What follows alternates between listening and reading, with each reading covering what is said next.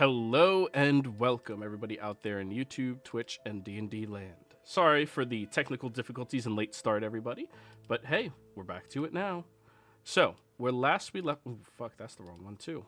There we go. Where last... Wow, I am completely off my game today. So, everyone, if you're interested in joining our community, we do have open slots available in the Friday evening campaign and the Tuesday early campaign. Be sure to reach out to me and let me know if you are interested. I'd love to sit down and try to get you situated in the game. Now, time for the Violet recap. Violet sets a fresh page before her, glances once at the horizon, and then begins. At first, I paint the night. On the page, the boiling star inn rises in... Oh, what the hell just happened? Yep, there we go. On the page, the boiling star inn rises in dim silhouette. Windows dark, streets quiet. The kind of quiet that only comes when something is already wrong. A single figure stands outside the door, broad shoulders, tense, the hired guard. His posture says he's been earning his pay. You didn't sleep. Not really. The scene shifts. Tanatar appears walking back through narrow streets and around him. Layered faintly, overlapping his steps, are moments that haven't happened yet. Blades falling, bodies, fire. His own death repeated in different ways, like drafts that won't stop being rewritten. There were worries about what fear might do if it went unanswered. When she turns the page, she is now working on the chamber. The anchor sits at its heart, unfinished, wrong. Lines pulling inward as though the room itself is leaning. Advar is there first, shaping stone, reinforcing what wants to move. Then the stone is gone, and he is something else entirely. Arms wrapped tight, holding fast. Tanatar steps forward in the painting, deliberately exposed. The space behind him darkens, bending, thinning. Max braces like a pillar at the edge of the world. Nimbus's presence cuts through the scene like a breath drawn at the right moment. Ripley is everywhere at once, hands on shoulder, rope moving, healing light flaring and fading. Anesian stays awake long enough to touch something that should never have answered. The quiet is not drawn directly. Instead, the background warps, walls stretch, shadows pull towards a hollow that refuses shape. Two objects begin to slide slowly, relentlessly toward one another. Max strains, dragging one of these pillars away. Advar tightens his grip. Nesian's rope goes taut. Nimbus's magic presses hope into the cracks. Ripley pulls, shouts, refuses to let anyone slip. Then the line snapped. The next page is violent. Magic lashes outward in jagged strokes. The chamber explodes in light and absence, and at the center, Nesian falls. No flourish, just gone from where he was supposed to be. Violet looks at the painting and lowers her voice. The anchor breaks, the quiet one recoils, and it takes something with it. She turns to the final page. Nesian stands somewhere else now. The place is undefined, sketched only in suggestion. Another figure faces him, older, confused, convinced this meeting should not be happening yet. He's told there was a plan, that this wasn't the moment, that he wasn't meant to arrive like this. She closes the folio and looks up at the world. You survived, barely. You moved something that didn't want to be moved. And whatever lives in the dark beneath this city knows exactly who did it. But at what cost?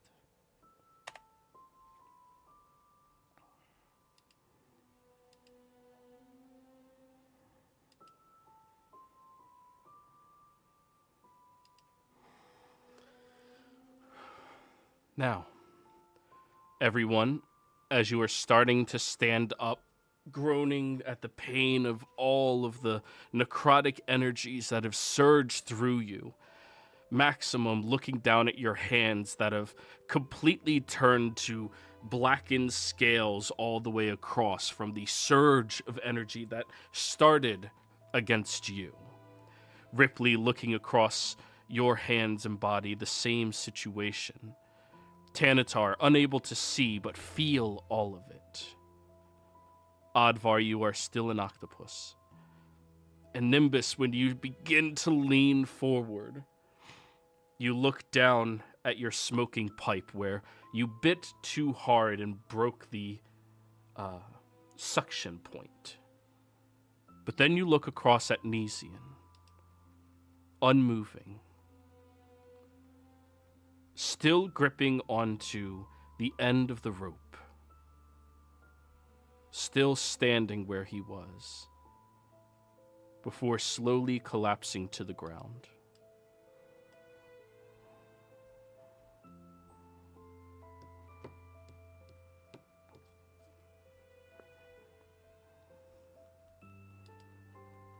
I will run over to Nesian as he collapses. And I say, no, my friend, you can't. And I will cast Spare the Dying as I ask the gods to keep him in this world. As you have your magic pulse, it doesn't find a purchase. It just floods through what equates to a rock, a husk, nothing. I will look at the party. He's gone. We should take him back to Palantis and bury him there.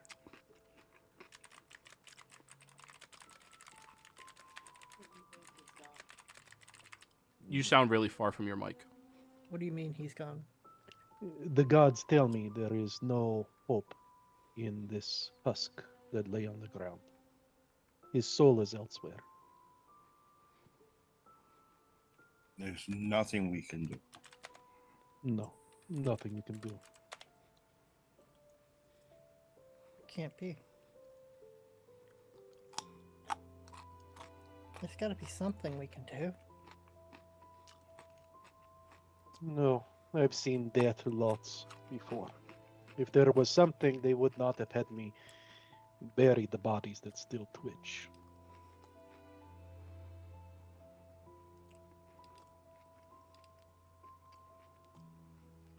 Sometimes I help these bodies pass on so they stop twitching before I cover them with dirt. But I had to be careful that no one see me.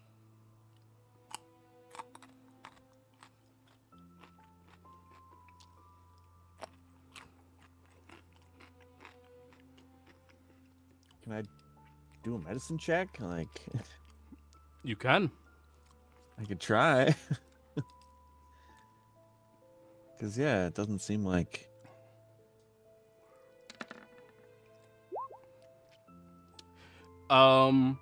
There is no blood pumping. In fact, he feels as if there's no blood in his body. The necrotic energy had eaten away the source of life inside of him.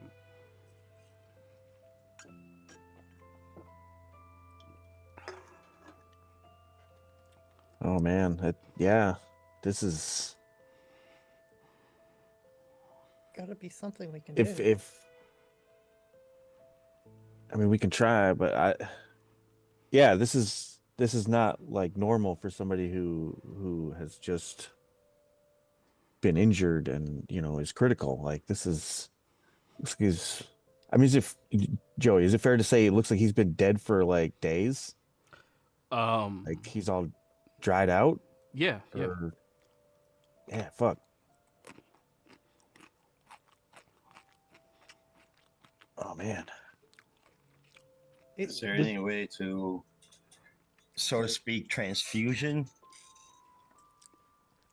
I don't think so. As I previously stated, please act your character's intelligence and skills. That is not something they understood in the medieval times. Do we have cloth to wrap him in? Max, maybe you can carry his body. If we were to get rid of the necrotic energy from him, I think that would help. It would be like trying to put life back into a stone. And even if we got him back to a point, I don't know if any of us have something that could bring him back to life. Like you got to catch it early.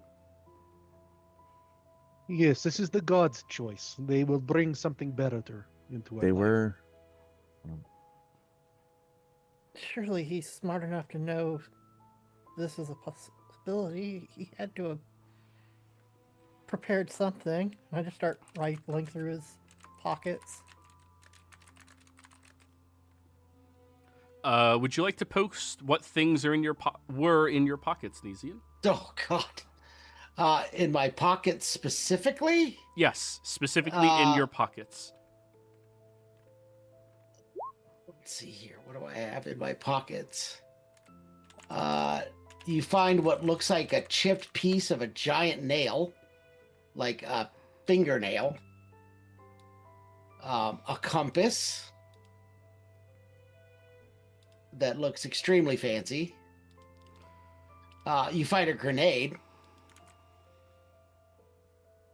2 gambling chits, a holy symbol. I'll let anybody that has religion roll to see if they know what that holy symbol's for. Perfect, I will do this. Let's go. Someone has an intelligence skill. And I'm going to... I don't have lucky on this character, I forget. Okay, it's just normal. Religion. First roll for me today. 14. I'll tell. I don't know if Joey remembers what it is. I I'll don't. whisper Joey, and you can decide. I do have like almost every holy symbol, so I can kind of compare it, and it has the name on the back for me to help. Well, that's true, but I'm still gonna. That's it. Yes, I would prefer that because maybe it's secret. 14 absolutely Oh, knows whoops. the common and uncommon ones, but the super rare ones, Yes. Oh, given your backstory, yeah, you can whisper that to him. You would Okay. be familiar with that one. Oh, whoops! Not whisper GM. Nope, That's different not person. good. I'm I gonna will whisper go ahead. GM Nimbus. I will be GM now. You heard it. God say. I am the GM now. I have a question. If I sent Simon, how long would it take him to fly to Palanthas from here if he was literally, because he's magical, he knows that like his body is inconsequential. So if he pushed himself to exhaustion, how long would it take him to get to Palanthas? Could he get there in a day? No. He could get there in 4. Yeah, no, that won't work. Because I have to resummon him after I take a long rest. So I would have to not long rest if I wanted to actually get there. Okay. That's most of what's in his pockets, and then what he's carrying on him specifically. You find 4 different daggers. And you find 3 different bottles on him. One of them we'll definitely probably recognize as a potion of healing. I'm sorry, 4 bottles. One is a potion of healing. One, the only person left that would have been here when we got it was Advar, which was the potion of climbing we found at one point, Advar. I was gonna say, yeah, he had the potion of climbing. Yeah. And then 2 bottles that Tanatar will probably recognize as poison, just by the way they look. Advar will remember that Nesian made them from the wyvern. Yeah, the wyvern poison. Yeah. That almost killed Ebenezer. That's 76 poison. Nice. That's what I killed one of the bad. That's what I killed the last big bad egg guy with. The assassin this looks one. intrigued. Yes. 6 arrows of 76. If I don't miss. Why would someone of faith have so many daggers and poisons on him? You will see Find many Nimbus. things. One of the daggers also has a holy symbol on it, but it's a different god. Okay, I will take the holy symbol off you, and then I will also maybe take the dagger with the other holy symbol. The dagger has Solinari in it. Okay. The red moon. Yeah. That one's common. Probably anyone would recognize that one.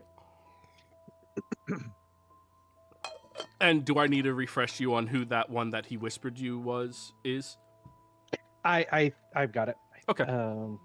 Yeah, actually, go ahead, just so I don't screw too much stuff up.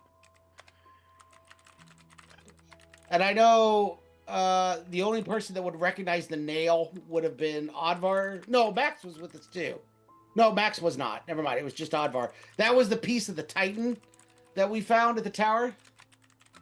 And the compass was the one from inside the tower that you tell it a year, and it shows you a illusion of something that happened in history during that year. Oh yeah. Yeah, that was a That's nice crazy. compass. It's cool. Yeah. I don't. Those are the things he would have carried on him. I've got other stuff on the ship when you guys go back to the ship. Well, yeah. I mean, we'll gather your effects and bring them back to Yeah, the and then- estate. He's got a bunch of gold and platinum on him too. So I'll put that in here, and you can do whatever you want with it later, because this will be between him and what's in, and some of it'll be in a chest back on the ship. Yeah, I can sub-label a thing of party holding, like Nesian's effects. Yeah. Because we don't necessarily need to, go through all his shit, but Yeah. It doesn't appear that anything on his body is a tool for cleansing the body. Where else do you think you would keep items of significance? They be on the ship or in the bag? Surely he had to have planned something. He spent all that time thinking last night. well, he might have left papers or a will at the estate. I'm not certain. He never really spoke of his family. I know he was a member of. I don't remember what the guild was called. I don't know if you ever even said the name of your thieves guild. I doubt I did. You met several. Yeah, I mean, leaders we of worked it, but for yeah. them. Like we Yeah. did like contract work, but I don't know if the name was ever actually said out loud. But Probably not. I don't remember it being said. you out don't loud. say that kind of thing out loud. When you are in that position, you don't need your name getting out there. Yeah. But yeah, like we'll contact them and see if there are any friends or connections that way. But yeah, I take him back and Do we need to search the area down here before we take the body back to the ship?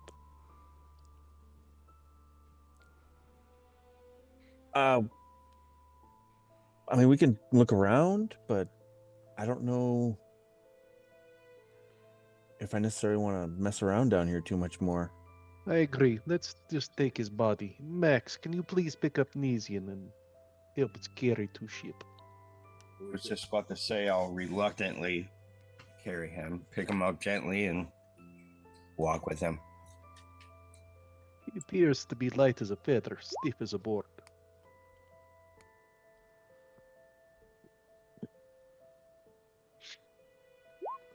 What the fuck is a fragmentation grenade? You gave it to me. We probably found it on somebody. It was the gnome gave it to me No. because Oh, he yeah. broke my he broke my Yeah, that was a pistol, whole thing. and so he gave me this to try. Shit, And I it's just forgot been about in that. my pocket the whole time. I thought about setting it up as a trap when we needed to stop people from going in this room. And that's when I decided to hire the bodyguard instead of setting up a deadly fragmentation grenade to stop people from going in the room. Nesian was getting better. Old Nesian just would have set up the grenade. 5d6 on 4 HP NPCs. Yeah, I would have murdered a lot of people. That Old would have only Nesian would have stopped done it. him, the first guy, or maybe the first 4 if he was in a group. But like then everyone would have went to go see what the noise was, and they would have got right in. And none of them would have went through that door after seeing what happened to the first What people that tried door? it. Well, the hole. After 5 they people ki- get eviscerated. You go, Yeah. nope. After I'm they not find going the in there. pieces of what's left. No one would have went through that door again. Yes. Let's head back to ship, and then we also need to decide if we go back to this Palanthas or if we continue on. I don't know what we should do. Do you think he might have kept, like, some sort of gadget or something on the ship? Or... We've been traveling with them for weeks. I've never heard of any such item or anything that you're hoping to find. But I am still relatively new to this group, Nimbus and I. We've only been with them for some time, but it seems like the 3 of these individuals have been together for much longer, and if they're not aware of anything. Yes. I only know that I think he wanted to end life more than he wanted to preserve it. And I know he was good with money and making sure that everything was fair on that part. I can't claim, and Advar's going to kneel down next to the body. I can't claim to have known Nesian long or to know him exceptionally well, but in the time I've known him, he has never been afraid to make a very significant sacrifice to save others, and it seems that he has yet again done that. And I think we should just treat this whole situation with respect and try to give him what peace we can. Yes, he did seem, from story I hear, a little suicidal. Didn't you say about him stabbing himself in the heart once, and then he also did other things? Yeah, but like right after he stabbed himself, his like eyes glowed, I think, and then we like killed all these undead, so it worked out. But yeah, he's not against the sacrifice. He's willing to roll the dice. He's a gambler at heart, and not a good gambler either. So Maybe, it is what it is. I'm sorry to say.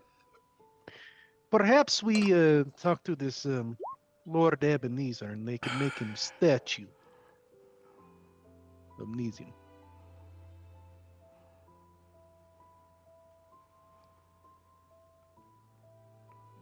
We'll see. I'm not sure how Lord Ebenezer is going to react to the news.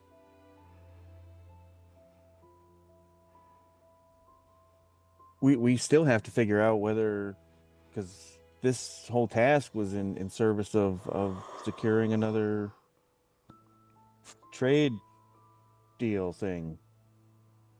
We've got like 4 or 5 of them. I don't know. Seems all right.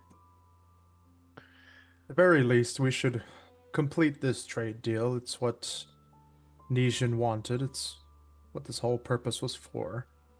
And Definitely. then I suppose afterwards, if we get in contact with Ebenezer, we can see if he still requires more contracts to be completed.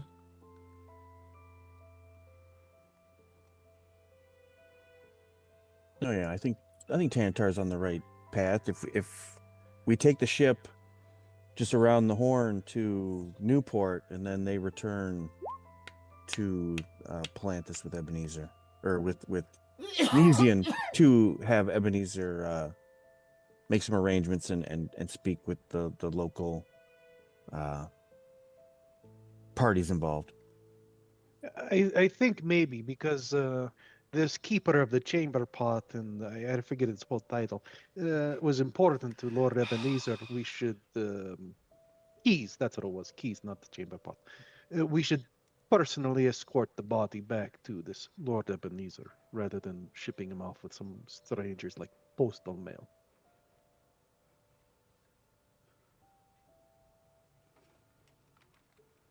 But let's discuss on ship. I don't like down here.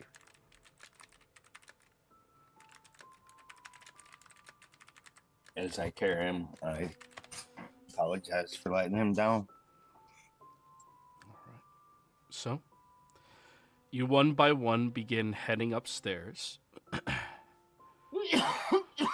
exiting out from the tavern as everybody looks over at you curiously, and then realizing you're carrying a dead body, they seem to become concerned, but not engaging whatsoever. I would like to pay the half-orc gold to stand guard until the captain of the watch, the one we've been dealing with, relieves him. He'll nod. Actually, I wanted. Well, I mean, I've got 2 4ths and a 5th level spell. What would it take to stone shape this hole closed? What's the area the stone shape does?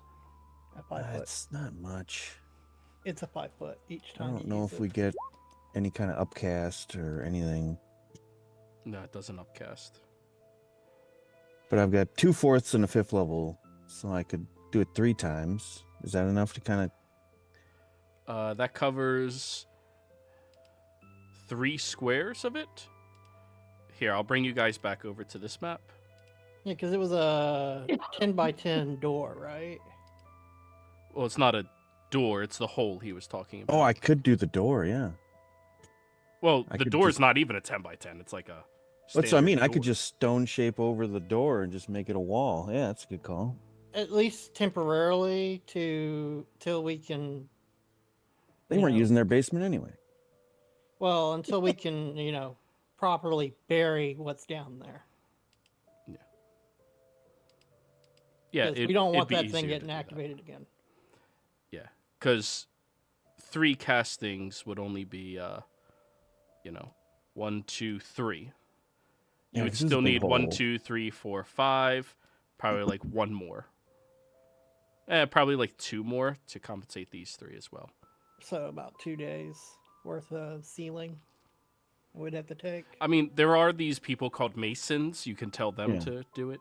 I was gonna say, yeah, we seal the door.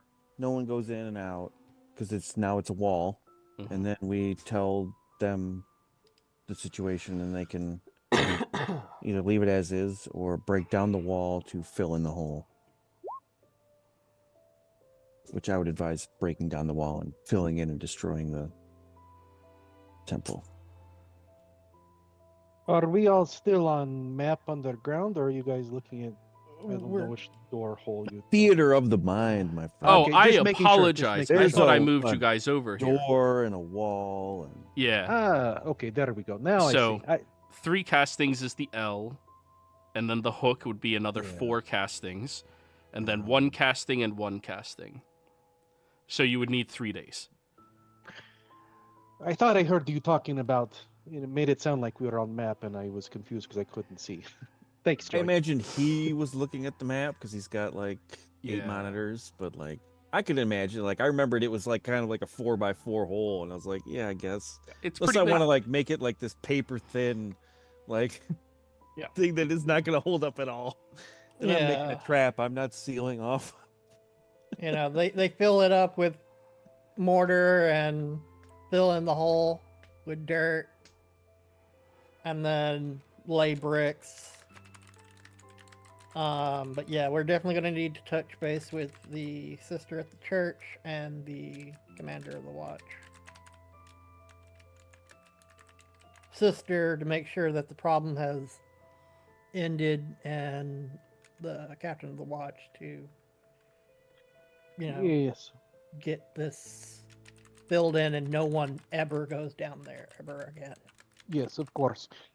Above the table, the faster we get back to Ebenezer, then we might be able to get Tim's new character. And it would give us a chance to touch base because you guys, some of you, nope. Oddvar has a bastion, and there's a lot of bastion space not being used, and a lot of us don't have bastions yet. So I think it'd be above the table. It'd be nice to go back to plant this, set up, get some of us relationships with Ebenezer, so it's not just Oddvar with the Max knows Ebenezer too. But Oddvar and Max are the ones that really know Ebenezer at this point. And then we can grab Tim's new character, and then we can continue on coming back down this way or whatever we need to do. Yeah, I just figured we check with the sister, check with the captain of the watch, and then inform the lady of the town. I Yep. think it was the lady. Tim will get you to play in about an hour and a half. And then In my mind, you're gone already. So it's I've grieved. I've moved on. Silver Lightning. unfortunately, you had nothing on your body that could help you. No, because things like that don't exist in this world. But I do agree with Tenatar. Maybe we can pay some masons to fill in the hole in stuff. Well, I figure that's what the captain of the guard is going to be doing. Is If there he doesn't want anything this bi- problem to get out of control again, I think it would behoove the city guard to fill in the hole Alrighty. Is and there put it on a anything no that I dig can- site. Yeah, Is Max. there anything big enough to, like, can I crumble the wall? Can I throw stuff? No, I didn't think so. Nah, look at how big that thing is. That's just the opening. There's scaffolding going all the way down. Okay, yeah, I wasn't here for the last one. Thank you. Alright, Yep. That's like a You were here. 20 by 20 square hole. Yeah. Yeah, it's pretty huge. Masons exist, guys. They can handle it. I promise you. I Yeah. promise you. There's other solutions to problems than magic. I promise you. No, we Yeah, already that's what we're established saying. it's We're gold. getting masons to do it. You I'm throw just gold saying at we it. report in. Yeah. Get them to pay for the masons because it's their problem now. Yes. We dealt with We- the yeah. arching problem. All right. So, you guys bring the husk back to the ship where Violet is sitting just staring out at the city, and without even looking at you all, she speaks up. There's linens downstairs beneath the deck, already prepared.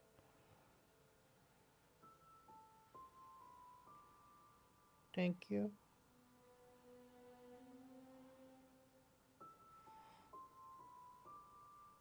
Were you anticipating something like this occurring?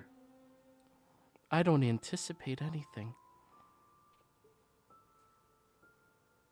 Well, I suppose it's better to be prepared in case such things occur.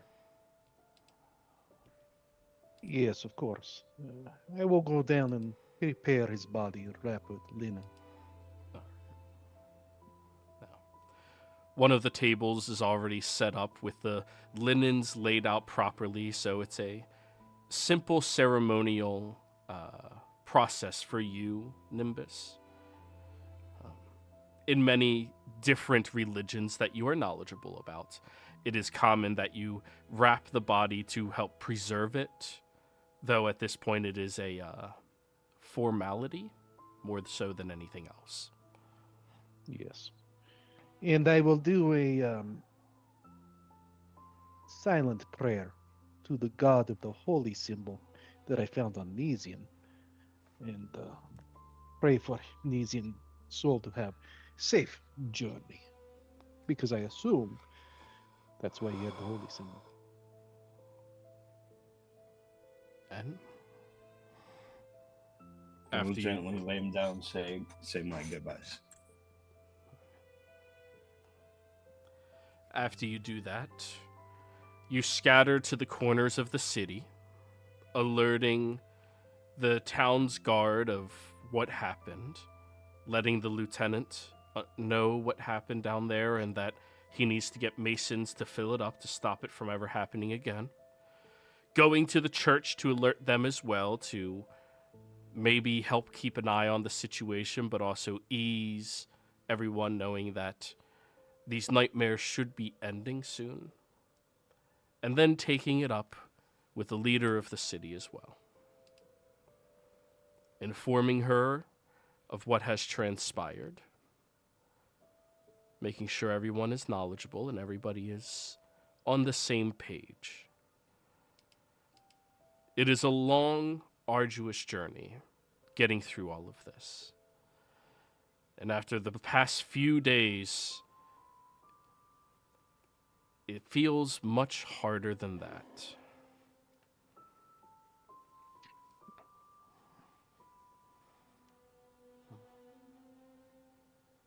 Then, after you've all done that, you meet back up on the ship. And let's put it to a player vote instead of discussing each other in circles. Go back to Palanthus. Do anything else. Type out what your opinion is. I don't remember how to spell Palanthus, so I will just... Palanthus. Or thus. I think I spelled it right. We're close. It's thus, TH. THIS or THUS? US. Okay. From there, I know how to spell philanthropy.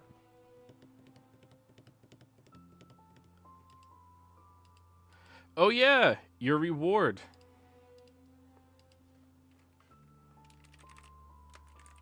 Yeah, we set up the contract.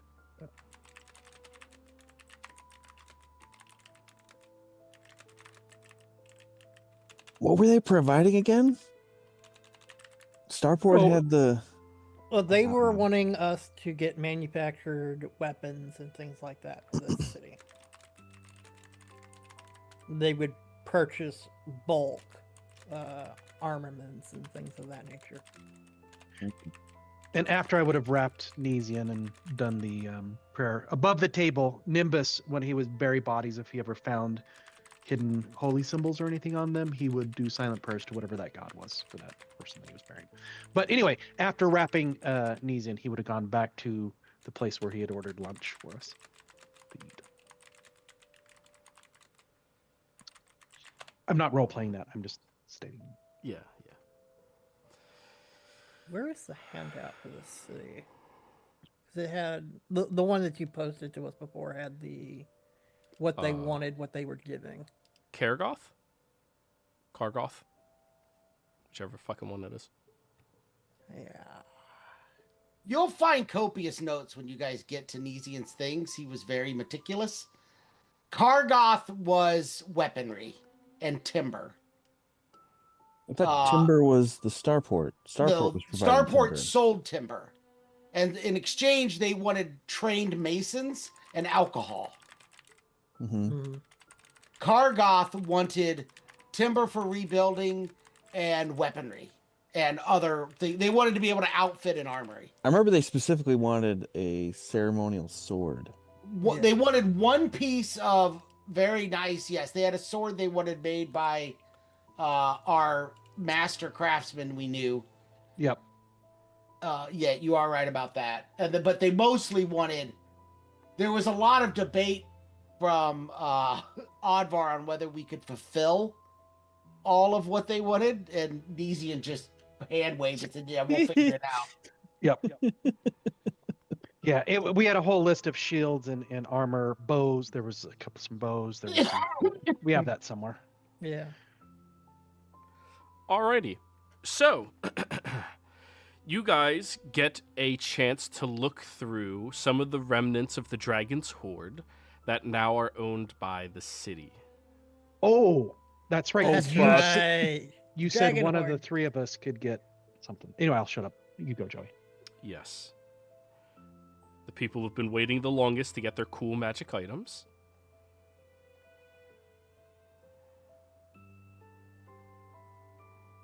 So, inside of the horde, there's a handful of very unique items that were gathered up by the dragons and kept privately hoarded away.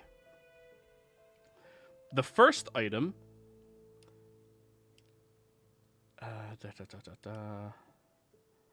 is an amulet of proof against detection.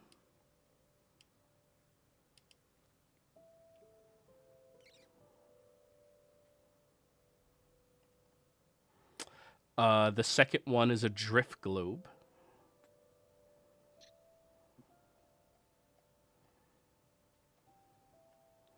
The third one is a sentinel shield. And the fourth is a Dragonlance. Lesser Ooh. Dragonlance.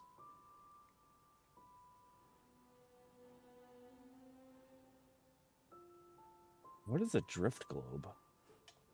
Oh. I think it's similar to floating lights. If I remember the hordes that I've seen from the war, they're like little lanterns that follow you at a small distance. And I can confirm this with Identify if need be. Yeah. You can identify any of these. They have no problem with you doing that. They don't even understand what you're doing. They just know these things are in the dragon's horde, and if it can be useful to you all, you're welcome to take one of these or two of these things. Yeah, And- so You can just search it in the compendium, everybody. I posted what exactly it does.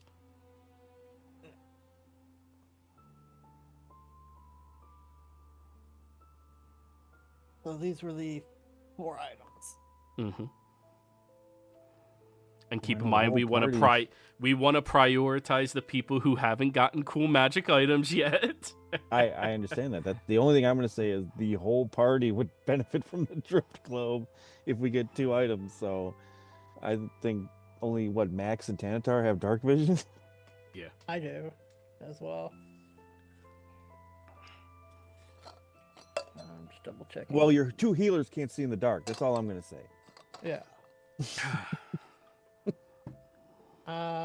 So for those that don't know, the shield is the one that gives advantage on initiatives and perception.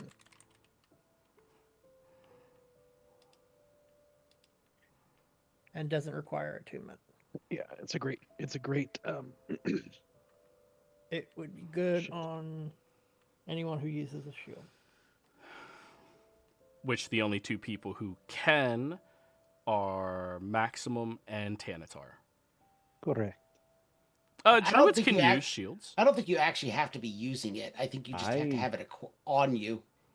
while holding the shield. Oh, is it while holding? Oh, Yeah, okay. it's not Never in mind. your possession. You have to be actively holding it. Advar uses a shield, but I mean, he's got stuff. Yeah, I'm proficient in shields. I have a shield, but I already have the bonus for initiative and perception.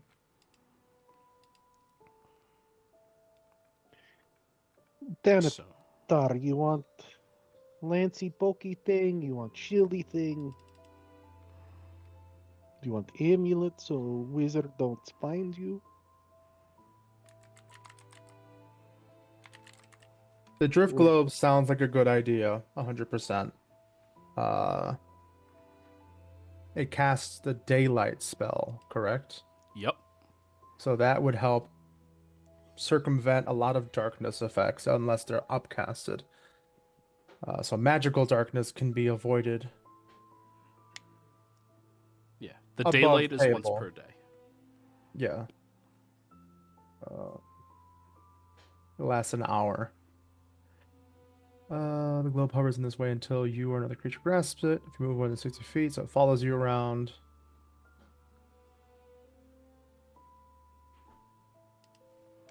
Okay, so with whichever one we use, light or daylight, it's an hour long of light. So definitely better to use once we know we're going to be in an area where holding torches might not be to our benefit. I would say we take the drift club. And I don't hold a shield, really, as I'm always using a longbow. And again, I'm always using a longbow, so the Dragonlance might not be something that I use because I'm not usually up front attacking people, and that would require my strength, and my strength is nowhere near where my dex is.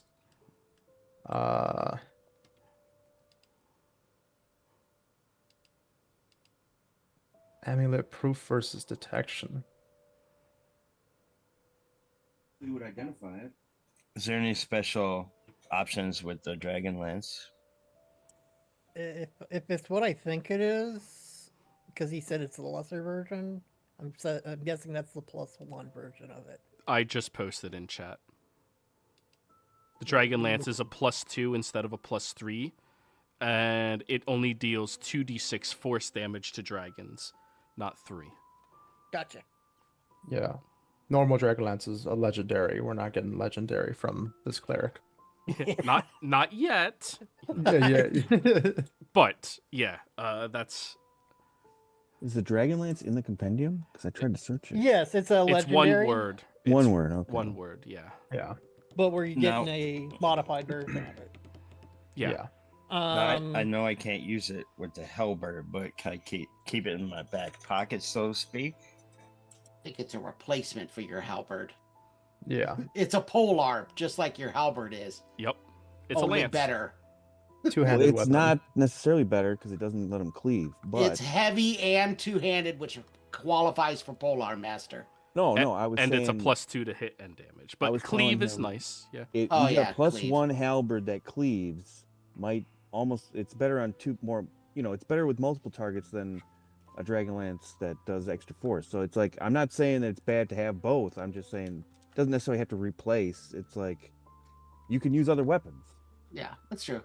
Yeah. That's what I mean by keeping my back pocket. It does you know? have the carry around topple- the- Wait, use it when guys, you need guys. We need to get back to the way to breath thing that we were doing. Way to beat. Continue. What were you saying, Max? By saying in my back pocket, I just mean, carry around and just use it as needed. My suggestion is if we take the Dragonlance, y'all can take it to that tinkerer, and he can maybe tinker and make it into a cleave. Sort of like how he made the other weapon. Mine was a mundane longbow. I don't know how easily he can adjust a magical item. He broke the pistol. Also true. He broke a pistol. Yeah, it's A non-magical. He's gonna pistol. upgrade a Dragonlance. I think that, my opinion, I think that we should let Max either take the shield, which is great, but he uses two-handed weapon, or the Dragonlance. And I think it'd be good for him to have an option, depending on what we're fighting, to either use the Dragonlance for his current weapon. +2 is great as well, by the way, because it gives you a higher chance to hit.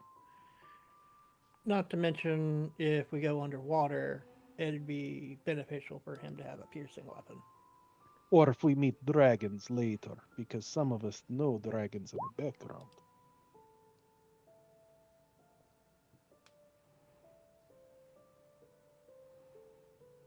Are we going to play in the Dragonlance world and not take the Dragonlance item? That's what I'm thinking, dude. I can't use it. but someone should take it because this was offered to us. Yes, they literally named the world off of this weapon, people. Wait, I played know. Zelda, and I didn't know I could get the Master Sword first before I bought Ganon. Crazy. Where's the Master Sword? Yeah. Yeah, I think we should, Max. I think you should take the Dragonlance personally. That's my. Yeah.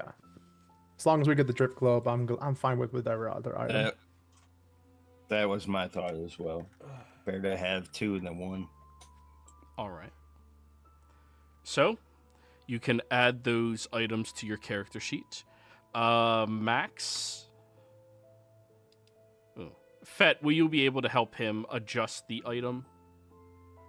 It just goes from +3 to +2, right? And then the... 2d6. Correct. But it still has everything else, meaning it still requires attunement, it's still a lance, all that fun jazz. Yeah, I can do that. It still has reach, too. What The only difference really is it has topple instead of cleave. That's what I was mentioning to him. So he can't use the lance and like cleave through people, but he can knock a motherfucker on his ass. Right, then have advantage, and he won't have disadvantage for. And it's only attacks. two-handed if you're not mounted. So if for some reason he's on something, it's one-handed. Yeah. So he doesn't have to, like, if he topples someone, he gets advantage on attacking them, and he doesn't have to reckless. Well, odds are he already reckless to topple him, but yeah, I see your point. Well, the next but whatever. Advantage while mounted is a feat. That's not native to the lance. No, he's That's talking about mounted topple. combatant. Oh, topple. Topple. Yes, you're right. Yeah, topple. Topple gives- prones, yeah. But it also means your other melee Mhm. allies can. But it also puts disadvantage on all your ranged allies. Yeah.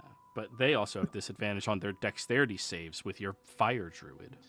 I know. I was mentioning to him the pros and the cons because he was like, "This is like the best ever." I was like, "Well, it's good, but it's not like good in all the ways you're used to."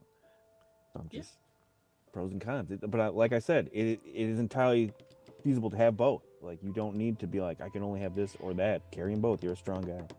Yeah. Even if you're not attuned to the lance, it still is a +2 lance. Well, he's got a attunement slot open, and I did mention that you can't hot swap in the middle of combat. Like when you say I draw my weapons, you pick which one you drew. But other than that, you can carry multiple stuff. That was the plan. Yes. What is the requirement to switch weapons? You get a stow or draw for free once per turn. And then Okay. after that, it's bonus action. Okay. So if you have to stow your weapon, that's your free action. And then it's a bonus action to draw forth a different one. Okay. And That then affects me as well, as I have 2 different longbows now. the conceit is you can drop what you're holding, but that means you didn't put it away.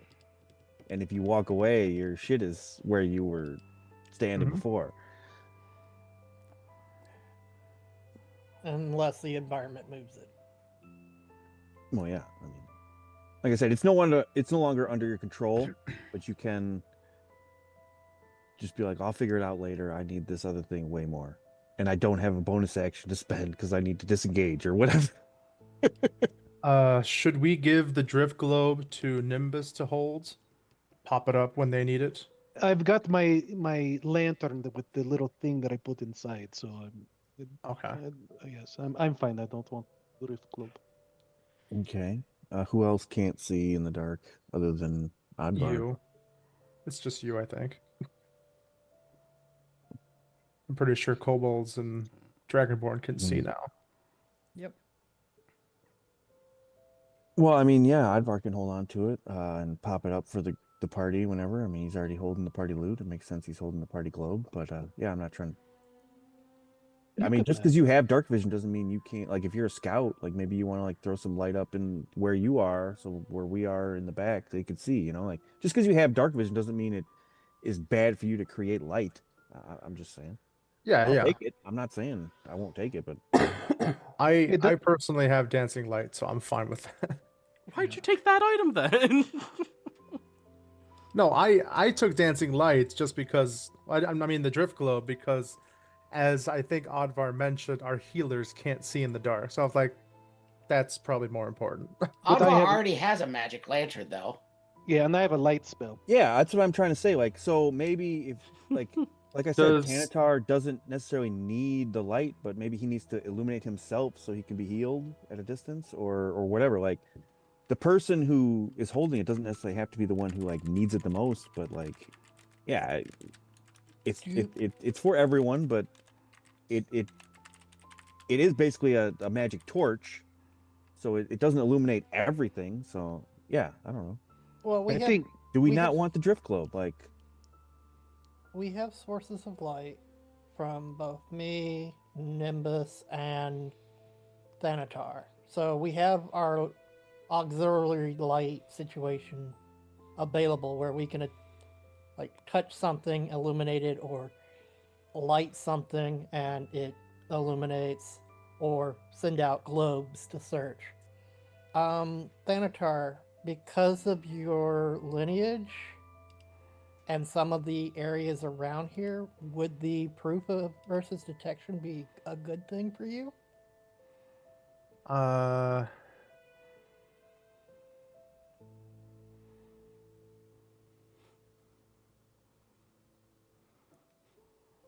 I suppose, but this only affects one person. So if anybody's detecting any of us, we're all gonna get spotted, other than that one person. It's more of like if people are not very friendly to folks of your lineage, it Okay. would keep you from being detected as such. the other thing is the Sentinel shield is really good. I just can't use shields, but we might have someone that might have need of it later, or Yeah. if we're on mhm. horseback and Max wants to have the lance in one hand and the shield in the other, Yeah. or Tanatar, even though you use a longbow, you could always carry the shield. I mean, advantage Or- on initiative and wisdom perception doesn't suck. It's good for anybody. All right. If you guys think I should take the shield or the amulet, I'm fine with that. I already have advantage on initiative, but I could use the advantage on the perception checks. I can just whip out the shield real quick and take a look Yeah. around. I mean, We also don't know if Nesian's replacement can. We don't know what that's going to be. Or Ripley. Oh, Ripley, you already said you had. Well, I have expertise in perception, and the advantage doesn't help me on the passive side, but it would help me on the active side. Yeah, because I believe advantage does help on passive. So you couldn't Give have a- two pluses the same. No, I think if you have advantage, it's a static +5, isn't it? yeah, it's It a static does. +5. Yeah, because I just switched my expertise to proficient and my perception, my passive dropped by 4. So if I turn it back on, yeah, it's basically adding our proficiency to it. Well, expertise is not advantage. It's No. just double proficiency. Oh, Exactly. okay. I've had other groups say you couldn't have both, so that's why. No, I that's was your like, DM wanting you to be surprised by something. Okay. Then Yeah, yeah, be it might surprised by not be a bad anything. item for me then. I think it'd be a great item.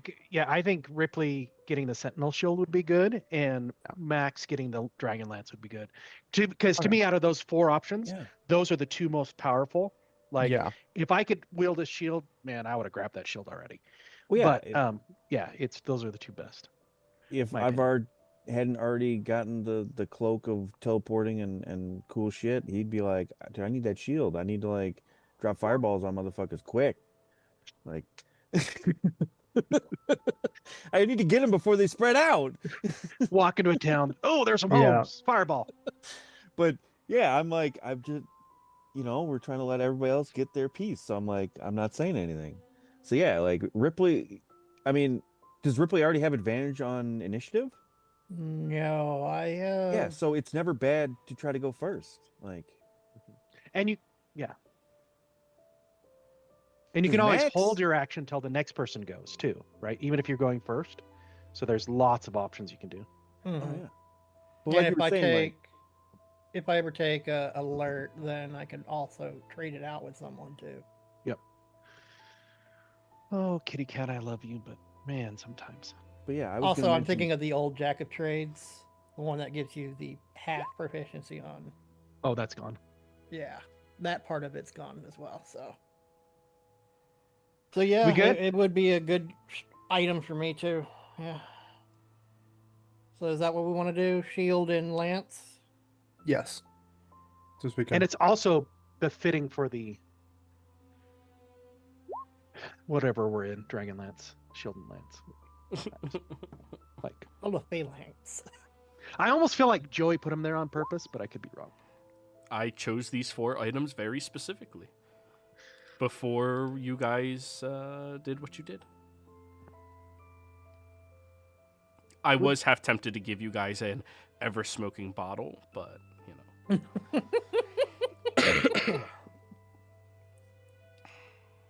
Advar really needs a cape billowing. I want a staff of some sort, I think, or something. Oh, that's what I need. Advar needs like a staff of the python, so like he can like throw it down and turn it into a python, and then as he does that, turns into a python himself, and it's just like 2 snakes. Oh, it'd be interesting. That'd be cool.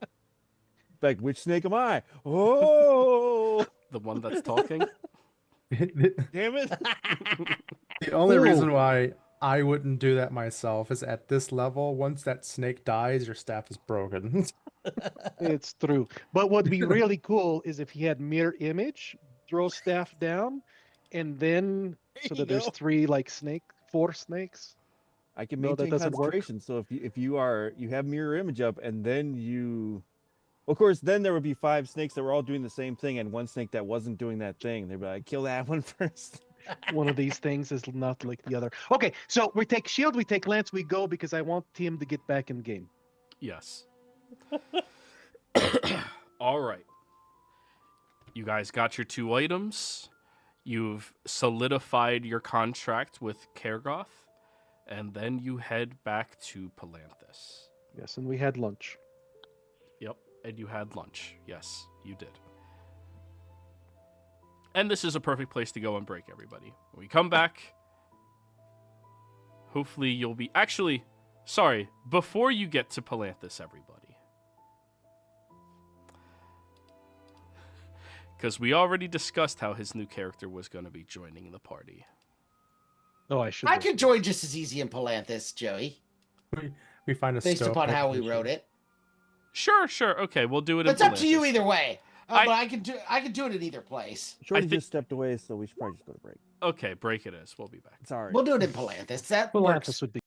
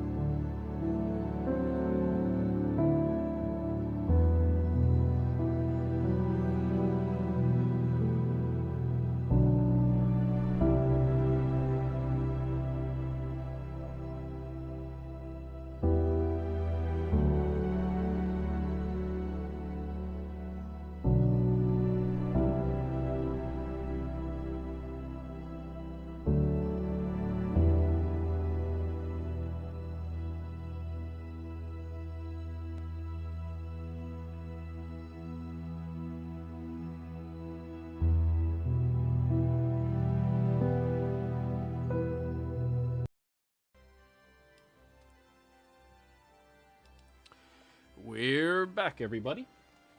Where last we left off, the party had just found their way through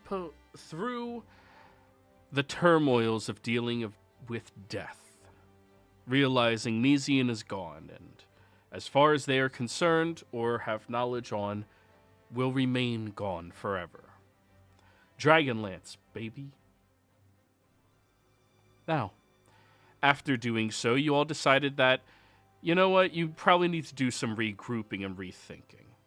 Head on back over towards Palanthus to finalize these contracts, deal with Nesian's will, all of that. And I already did the math with this time of year. It is going to take you all 6 weeks to get back there. Oh, wow. Well, you have to go around an entire continent. Yeah.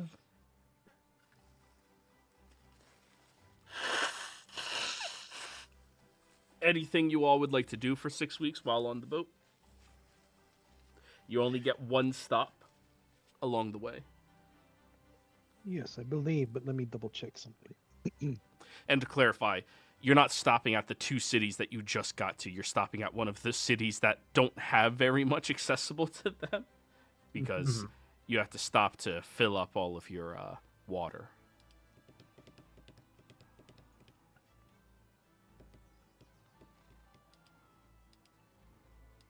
I forgot why I said it was a couple of weeks back, but I wanted to learn a different language. Was it? Shit. Not Arcana. Give me a second. It will come to me. Alrighty. Yeah, I think you were going to have someone here teach you, if I remember right. I don't remember what language it was, though. And hopefully it wasn't Nesian teaching you. Well, if it was Arcana, it was. No, I think it was an actual language. I think it was like, rather than a skill. Undercommon. Kender. I think it might have been Undercommon with Tanatar, but I could. I have Undercommon. Okay. Druidic, Elvish, Sylvan. You should have written down which one you, because I remember you did it, but you have to write down like which one you were progressing towards. Yeah, I'm sorry. We got in the heat of battle, and I totally spaced it.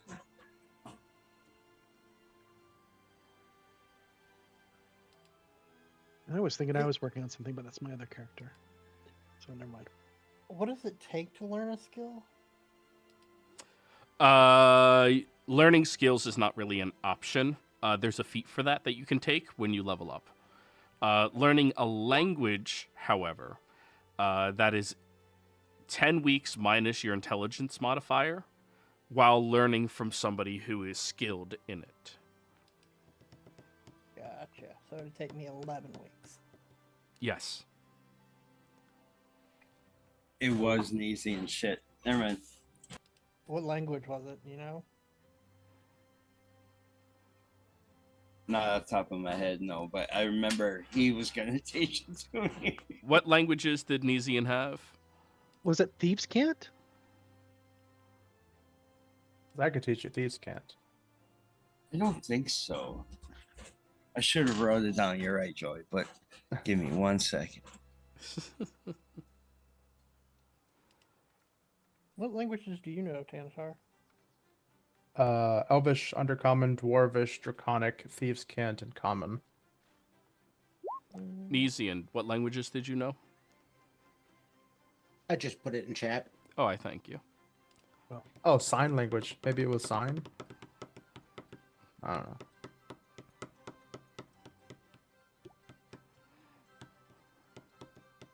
And how many weeks were you already trained, Max? We never started. That's the thing. I think it was sign, but we never started. So I can. Go ahead. we had discussed it would take 2 weeks to get to our final destination, which was when we discussed doing training because we thought we were fast traveling. Then we stopped at every city, so we never really did any training that I'm aware of. We talked about starting it, but then we didn't fast travel to our end destination, so I don't know if we did any training. Maybe a week's worth? Because we didn't get all the way there, and it was a 2-week journey from where we were. Yeah, we never started. I can continue. I can teach you this language with the fingers. You know this one. Okay. In that case, can I sit in on those lessons and learn that as well? Certainly, we have 6 Yeah. weeks before we get back. Yeah. I still need the 10 weeks, but I can. So we rock can 6 start, from them. yes. As the party begins throwing hand signs up over Nesian's dead body. Gang, Porter gang. 40. Yes, Gang, a gang. Porter 40 ounce for him. Side. I'm just gonna catalog everything that was in his bag and whatnot. Just work on my scribing. One for the homies. Yes. Yes. Uh, So I'll teach Max and Tanatar and anyone else that wants to for the next 6 weeks. You won't learn it all, but you'll get more than halfway through, and we can Yeah. continue another time. make sure you keep that down on your sheet, though. You track specifically what you are learning, who is teaching you, and how many weeks that you have dedicated to it. The amount of weeks needed is 10 minus your intelligence modifier. So, Max, what is your intelligence modifier? The small number.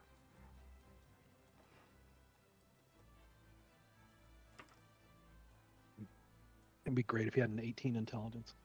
Nah. I know, but it'd be funny. Maybe if he had the headband a bit like. Max, you're muted.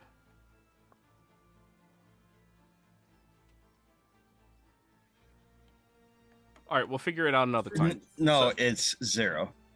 Okay, so you'll need 10 weeks. Just make sure you track out you've done 6 out of 10. Tanatar, Got how it. about for you? Same 6. I've done 6 out of 10. All right. Ripley, are you going to do any language learning on the boat? Well, with Thanatar being busy, I don't think I can be taught by him while he's learning. No. Unless Violet knows Elvish, since she's also an elf. She is... Let me look at her languages. She's a drow, isn't she? Yeah. Yeah. Yeah. That's an elf. Yeah, I know. Yeah. She's Uh, an elf drow or Especially something on like Kryn. On Kryn, that their drow are technically a different thing. But Funny enough, she does not know Elvish. she was not raised by her people. Or she was raised underground, I guess. If you would prefer to know Elvish, I'm more interested in teaching Elvish than learning sign language. So I can spend the 6 weeks teaching you Elvish instead. And in Oh, case... Sorry, go on. That would be great if you can. For her, she understands Kender, Gnomish, Druidic, Draconic, Undercommon, Common,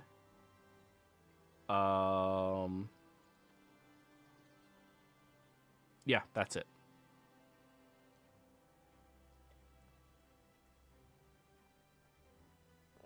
Someone in the party already knows Gnomish, right?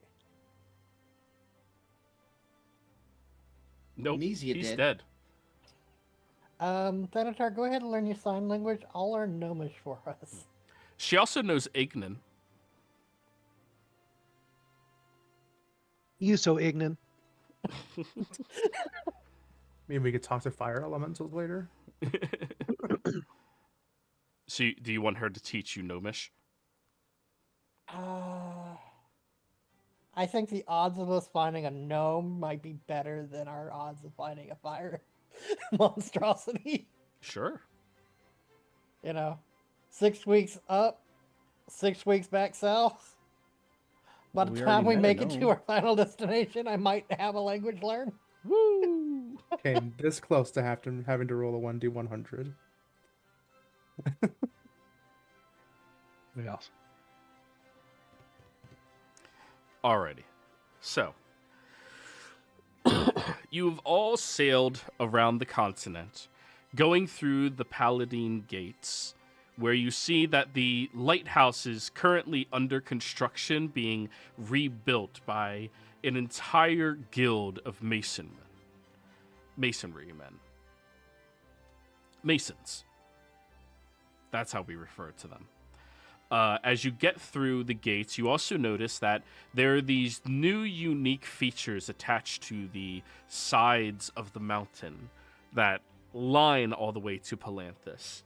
There are these alcoves about 40 feet off the water that currently has these massively large nets cast into it with chains connected to them as well.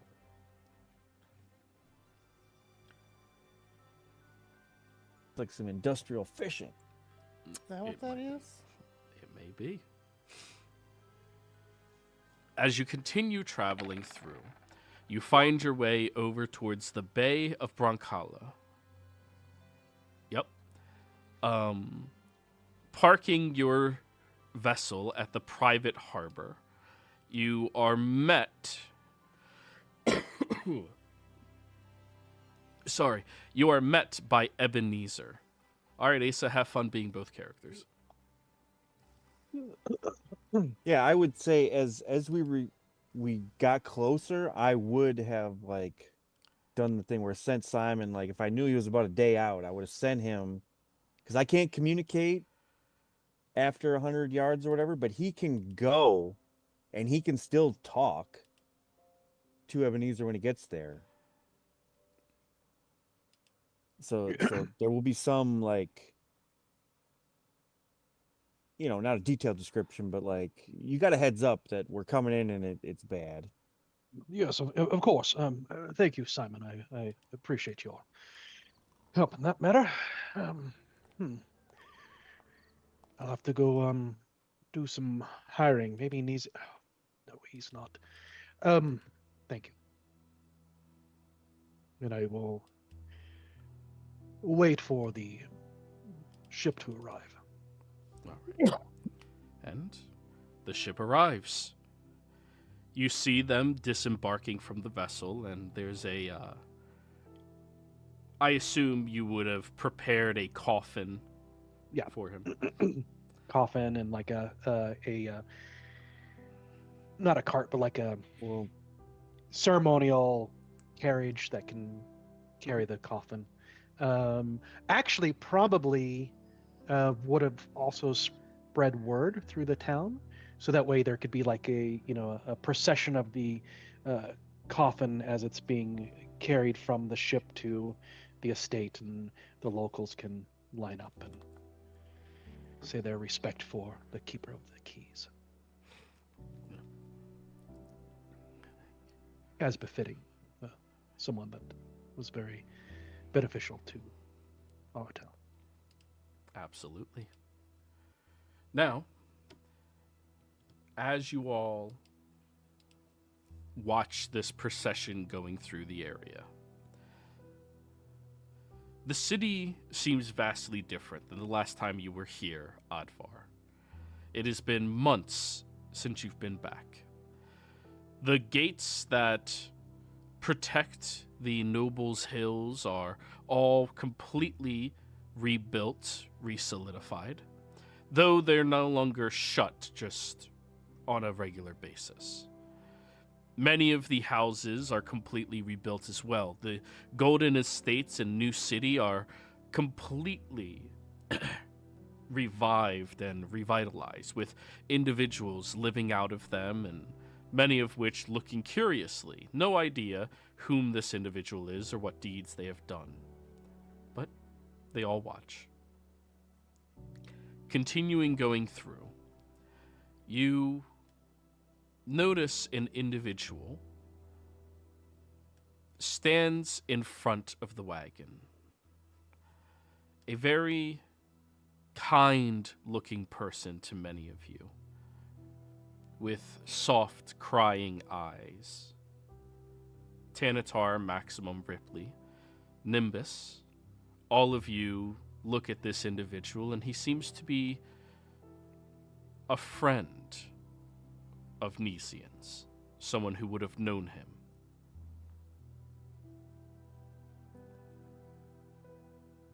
Hello, forgive me for seeing the moisture in your eyes. Did you know this Nesian? Or are you just feeling sad for the city? He Jump. turns to look at you. Oh, I knew him.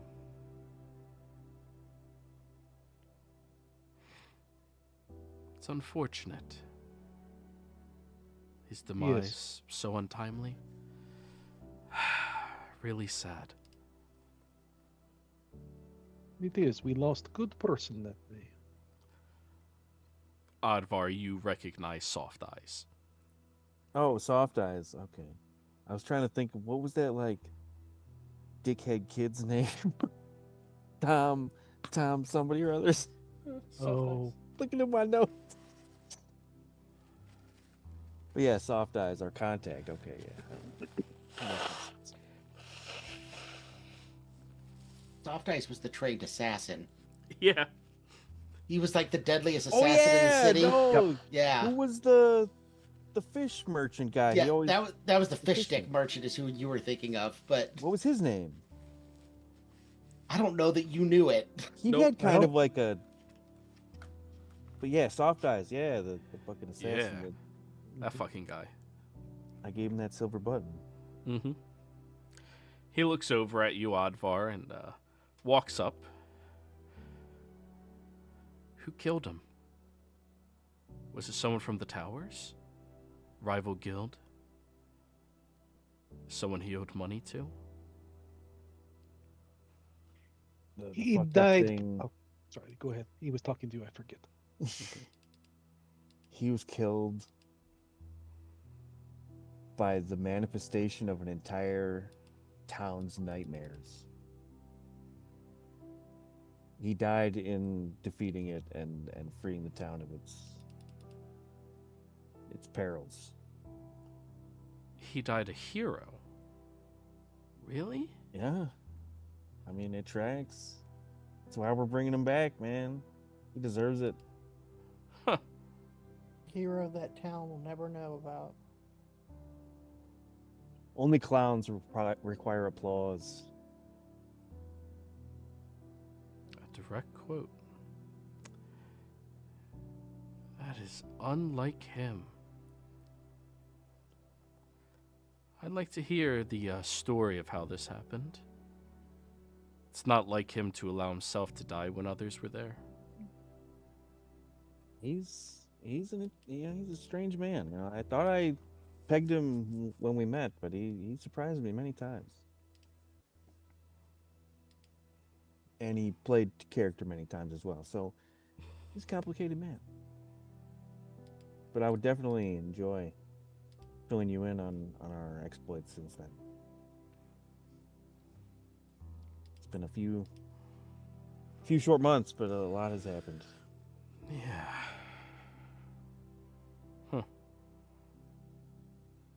Then he wipes his eyes away and converts his gaze to a deadpan look with zero expression and just walks away from the scene.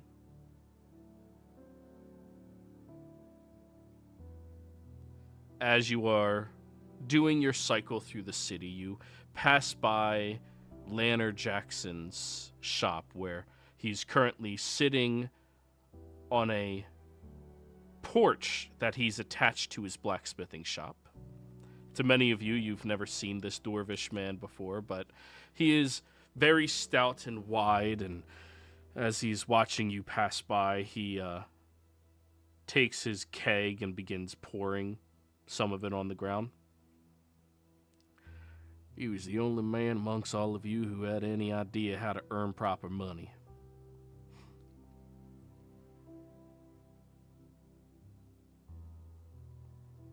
Yes, this is true. He was very good with money. Nah, he was good at making what he was worth. Lesson a lot of y'all never quite learned, I believe, but...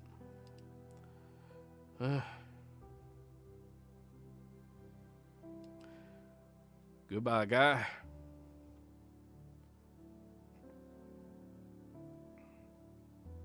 Yeah, it's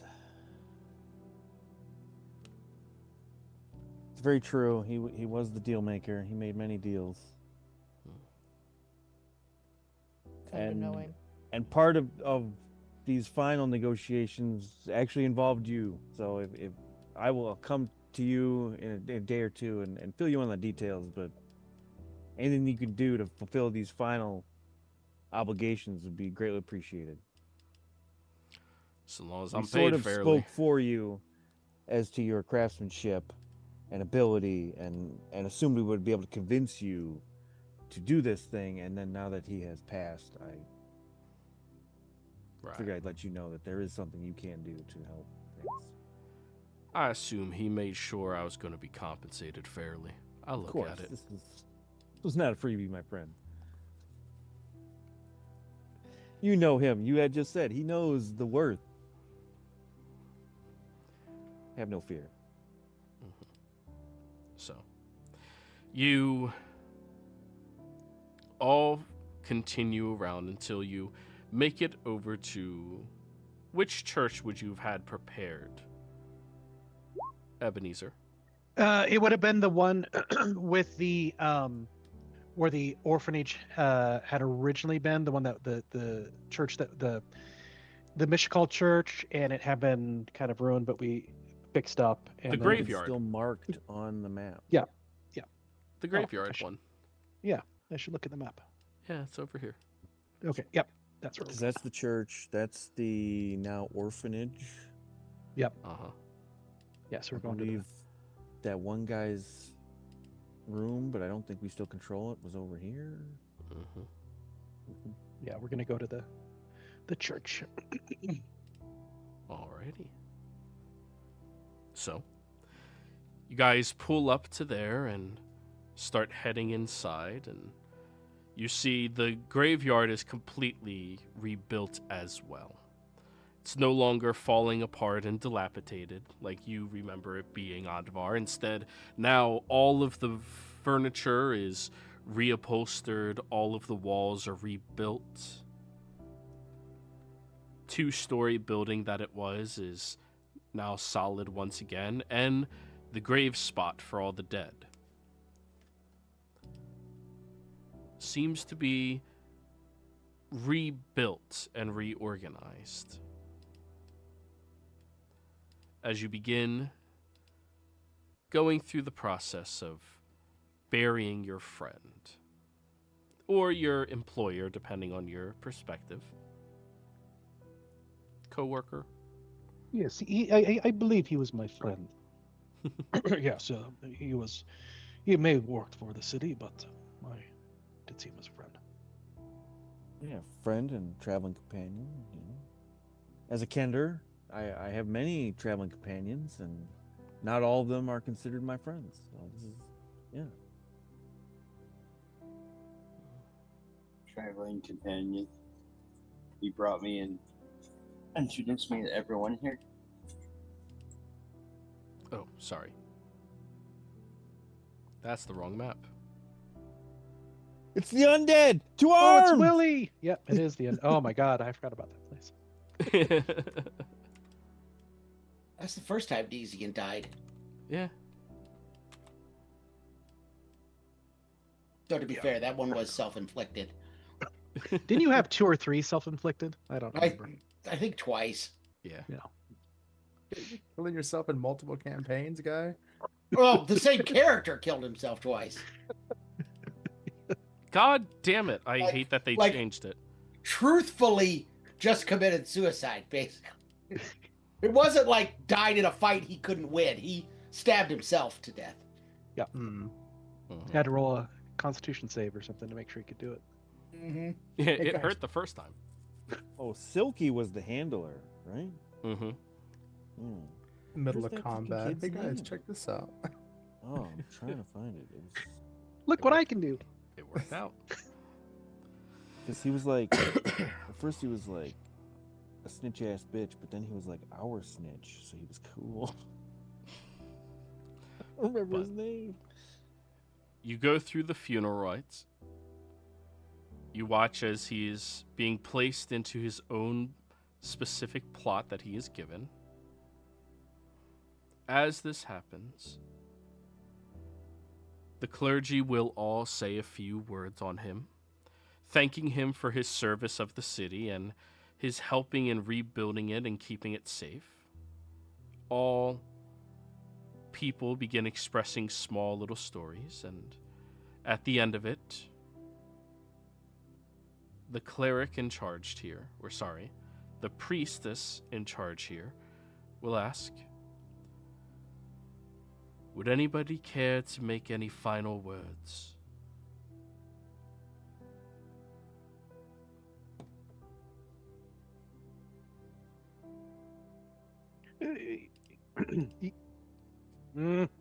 Yes. However, yes, I would like to make some words if it's okay. Nisian, you did good. You are always honest in your dealings, and you made a great sacrifice for those around you, and I much appreciate your friendship in these times, and may the gods watch you in the afterlife.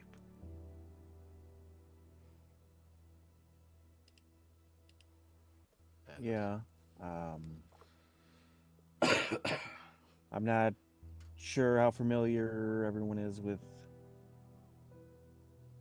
how Kender look at the situation, but we're always on the road to adventure, and Nisian has begun the final adventure that we all know is coming, and I hope to see him again when I reach where he is now.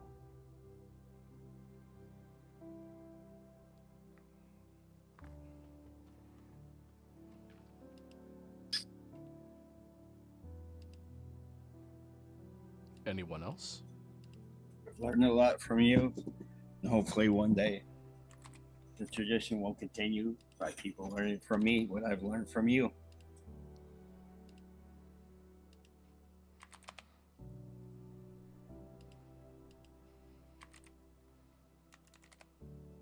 Thanatar walks up to the grave itself and removes his mask, looking down at the... I'm assuming he's already covered somewhat. And he'll kind of whisper a bit. I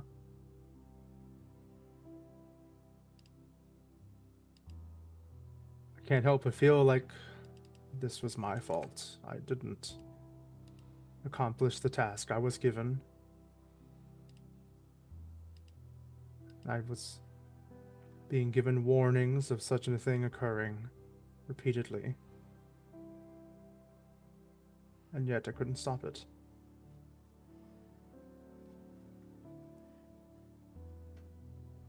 But a promise to you I will make that I will do my very best to prevent such a thing from occurring again to any of your friends here.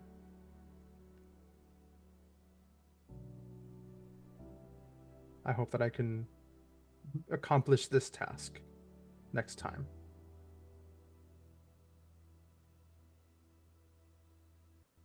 And then I'll go ahead and put my mask back on and walk back into the lineup.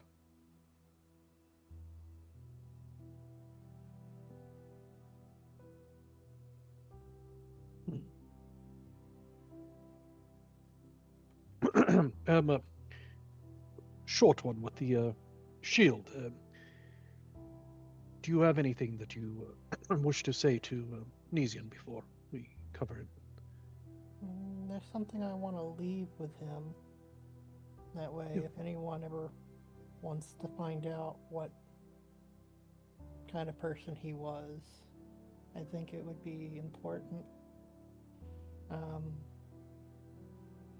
After going through all of his possessions on our travel here, I think this is the most fitting one of the lot.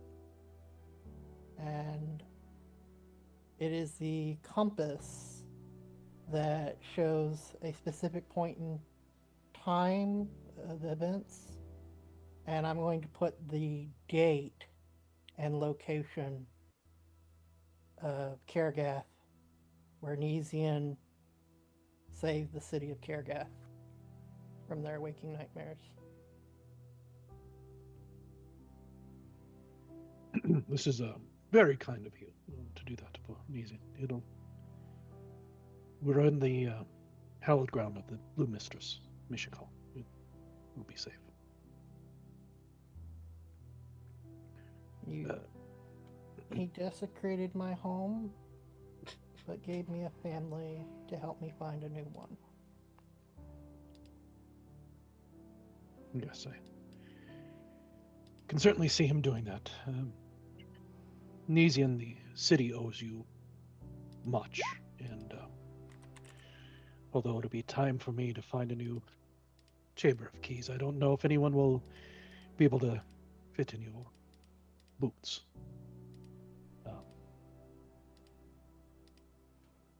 Don't worry, I'm the keeper of the path.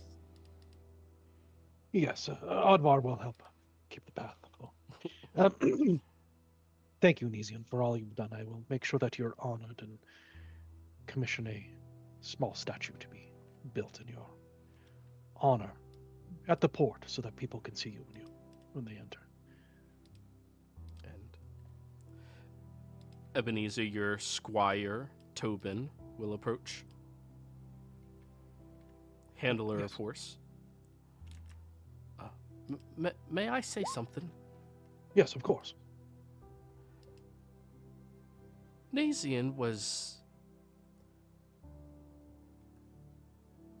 He was a mean man, but a kind one. He didn't sugarcoat things with individuals. He let you know exactly where you stood with him at all times. Much like a horse would. If a horse doesn't like you, you'll know. They'll bite you, they'll kick you, they'll ram in you, and they'll run you over. But just like a horse, if you are adored by them, they will run into the thickest of fires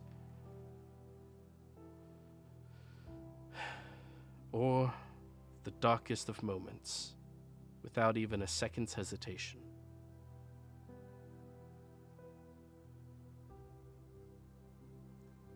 I wish we could have had a drink.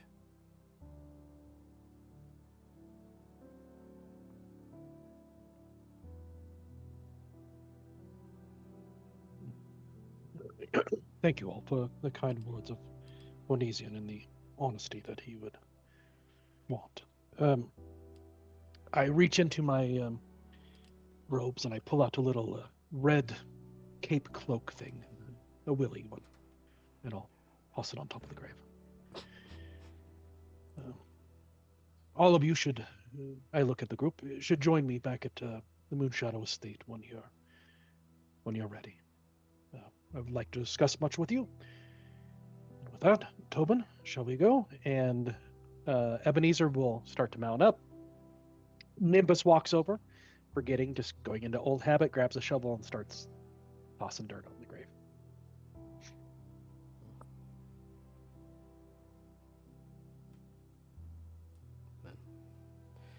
As you all are leaving, you notice there's one individual who's kind of been quietly standing there this whole time in the background. Roderick, would you care to describe what you look like?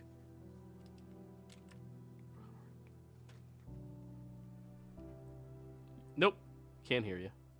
Muted. Roderick is a larger man, over 6 feet tall, over 200 pounds.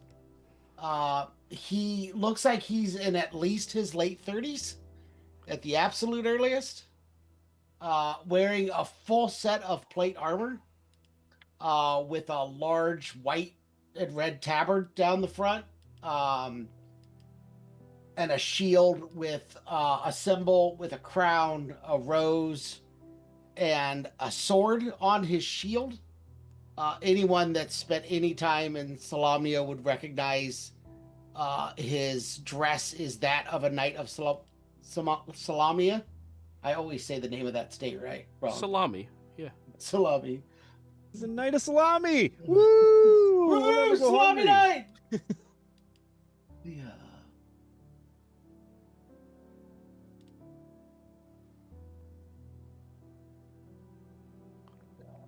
Wadwick.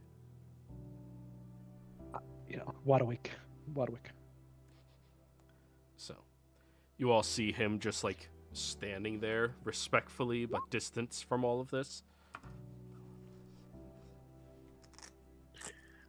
I hope it's okay that I'm covering this dirt. Do you want to say something, man in shiny armor?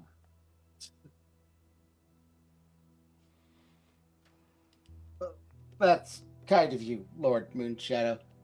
That was Nimbus. Oh, that was That was Nimbus Nimbus. saying it. Oh, sorry, Yes. I couldn't know which one you were talking at. Yeah, so Nimbus saying, because he's covering with dirt and he see you standing there and he think, oh, maybe he wants to say something. I'm afraid it wouldn't be my place to say anything. I did not know your friend Nesian, this Chamberlain Crowbelly. I most only recently arrived in town to talk to your Lord Moonshadow. My name is Sir Roderick of Ashmantle.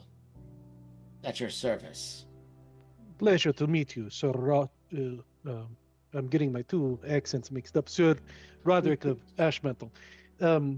We are going to speak with Lord Moonshadow soon, if you would like to come with us. Yes, I'm sure that we'll have much to discuss once we are with Lord Moonshadow. I'll reach out and introduce myself as well.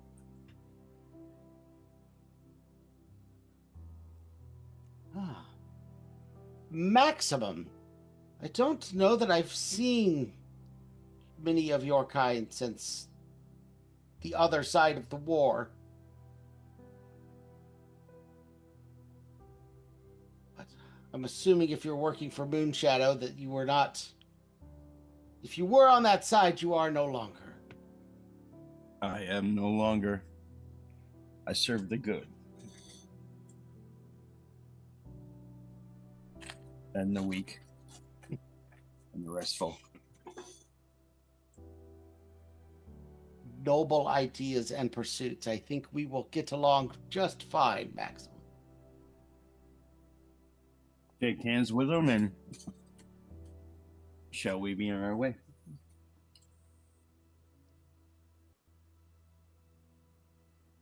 So, heading over to the Moonshadow estate, you see, to many of you, it just looks like a lovely, nice 2-story building that has been restored after the war. I mean, Palanthus looks just like all the stories told to you, completely unscathed from the war, completely rebuilt. Nothing wrong here whatsoever.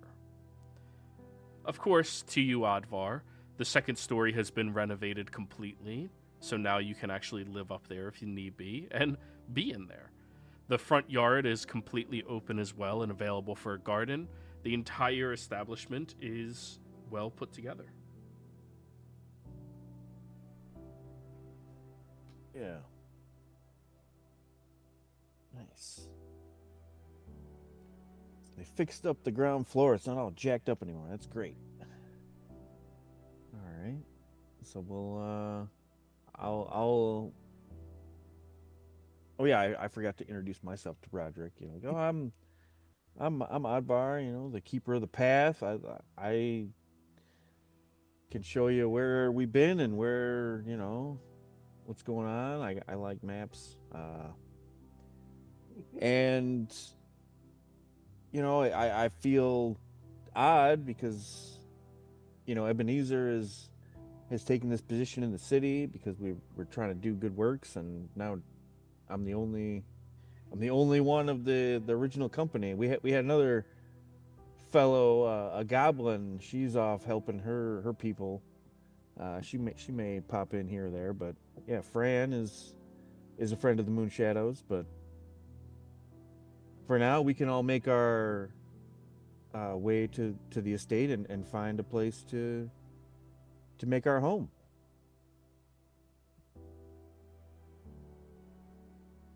Well, that sounds like an excellent plan. It's good enough that even at least you've stayed with your Lord Moonshadow for this long. It speaks well to him.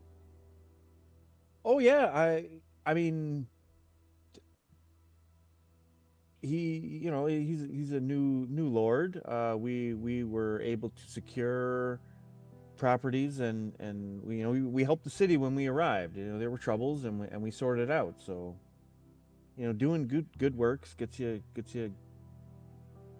good things sometimes, and this was more of like, it definitely has been renovated. Like, this was a little more run down when we left, so clearly leaving Ebenezer here to deal with things has proven fruitful. But it's good to have a home, and it doesn't hurt that it's an estate.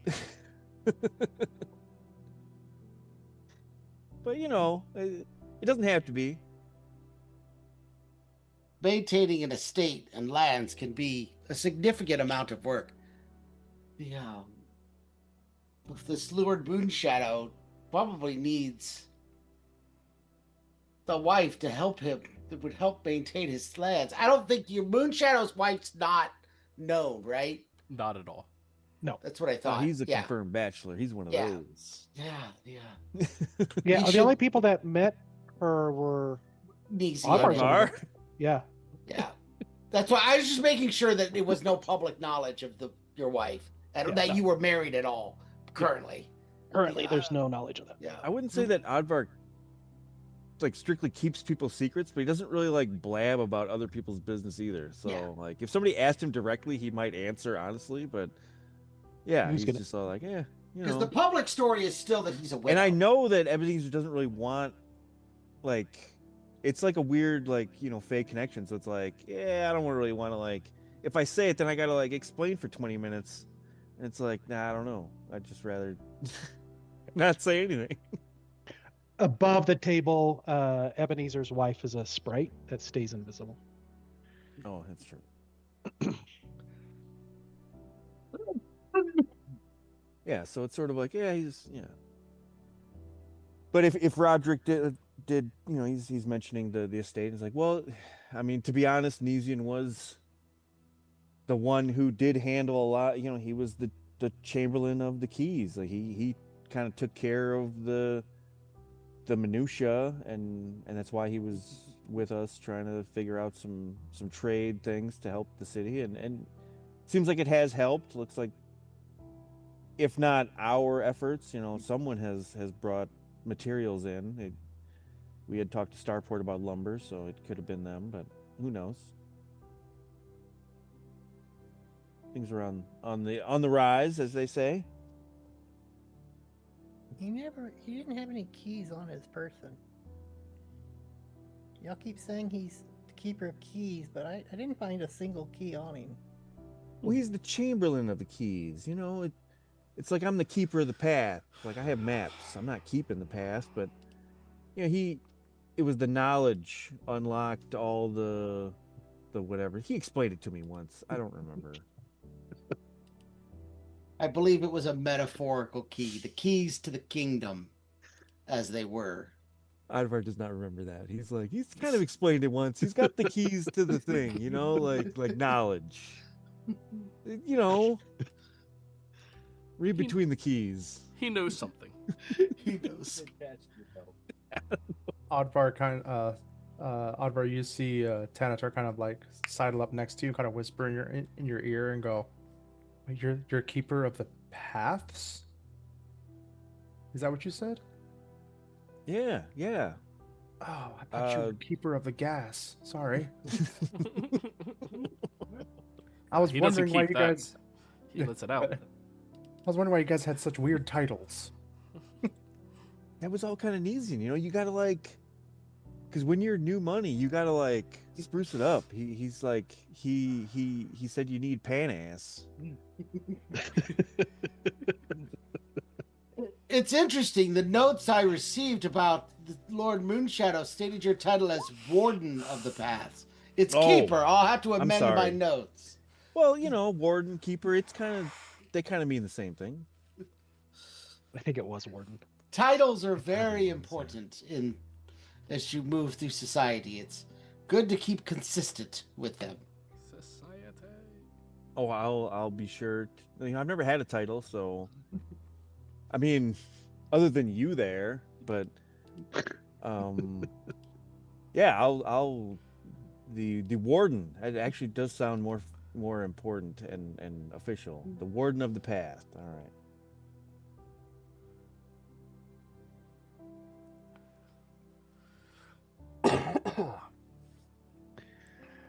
Well, perhaps we should head over to where this Moon Shadow Lord estate is. Yes. I believe this is the estate here. I think we already actually had Yeah, arrived at I it. described it. Yeah, it's we did. rebuilt. It's fancy. It's nice. Sorry, now. we were going on. Yes, I know. I remember hearing that, but the conversation got long on the. Yes. Well, I've just been standing in front of it. Well, I mean, we're in the courtyard, but let's go inside and actually be there. Yes. The lovely, beautiful inside. Very nice. Very well put together. Very fancy Moon Shadow estate. There are original upholstering furniture in here. Custom made to be able to suit Advar and Lord Ebenezer and Nesian to sit around a table with one another. As you all walk in, you see that there is currently a servant going around the establishment and will come bring out a fresh kettle of tea for you all. If you would like me to move you on to something harder, let me know. I think the tea will be okay. It is tea, yes? What? Yes. It is tea, green. Perfect. And she will pour you all cups of it on these dainty little glasses. Maximum, I need a sleight of hand check from you. Yeah, don't drive it. Or break in hand.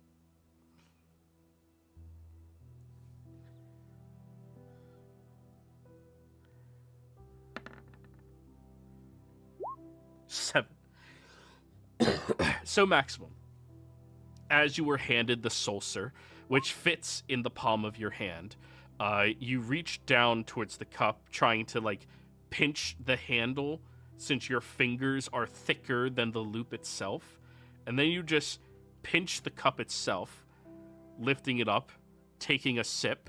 But as you are putting it back down, shattering it, and the scalding hot tea goes all over your hands. As the servant panics, "Oh, my goodness, I am so sorry. That has to be blistering. That has to be insanely hot. I'm sorry.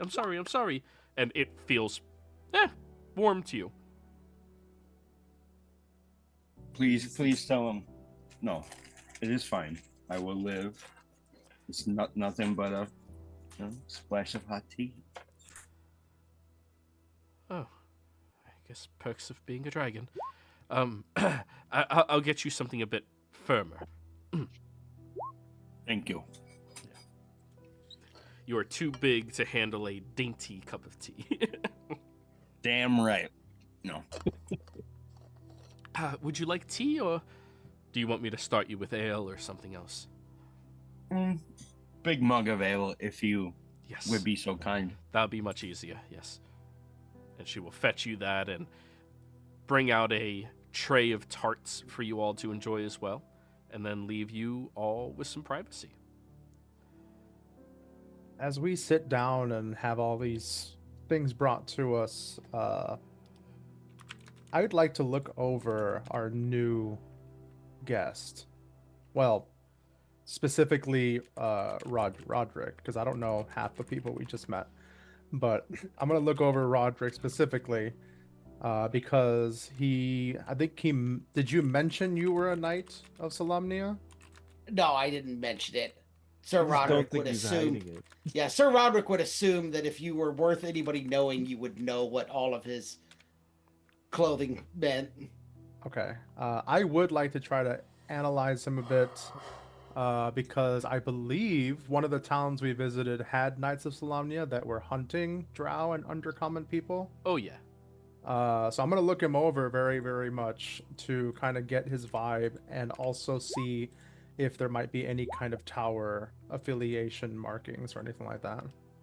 Okay. And I'm going to just ask him, so what's your story? Perception check, Tanatar, but yeah.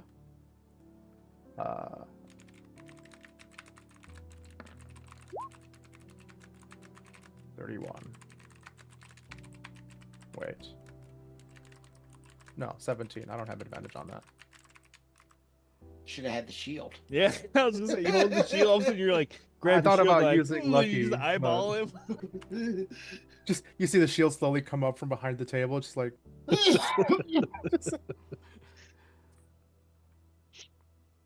You can hold it behind your back, I think. You just have to be holding it. just Roll for holding- contortion. Can you hide the fact you're holding a shield behind your back? He just holds the kobold while the kobold's holding the shield. Yeah, it's the the property same of yeah, it's like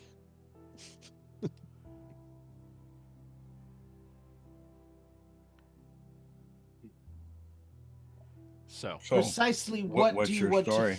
to say? What of my story do you want to know?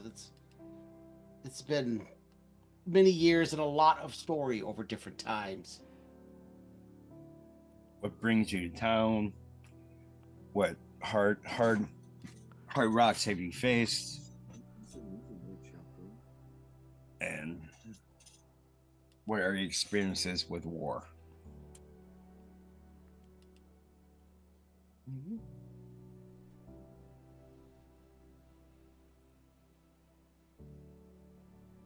Well, I am here to work for Lord Moonshadow out of an agreement that he had reached with my father, Lord Aldrich of Ashmantle. I served through the entire War of the Lance as a sergeant of the crown. Led multiple sorties through draconic forces, defended many locations, many towns. I will not bore you with the details of my exploits during the war. I don't want to interrupt. But would Roderick recognize that Max has a fucking Dragonlance on his back? depends. Is he proficient in history? Yes, I Because am. that might change this entire conversation. Oh yeah, you would recognize an Yes, I am actual proficient. Dragonlance on his You- back. Yeah. I must admit, I'm impressed, Maximum, that you carry the weapon such as you do upon your back. Even in my time during the war, I was never chosen for the honor to wield one of the famous dragon lances.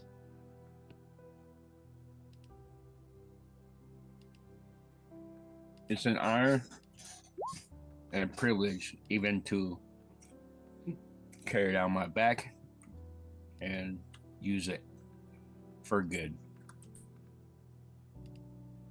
Did you wield it during the war? I did not. I acquired this most recently due to a sacrifice of one good man's life.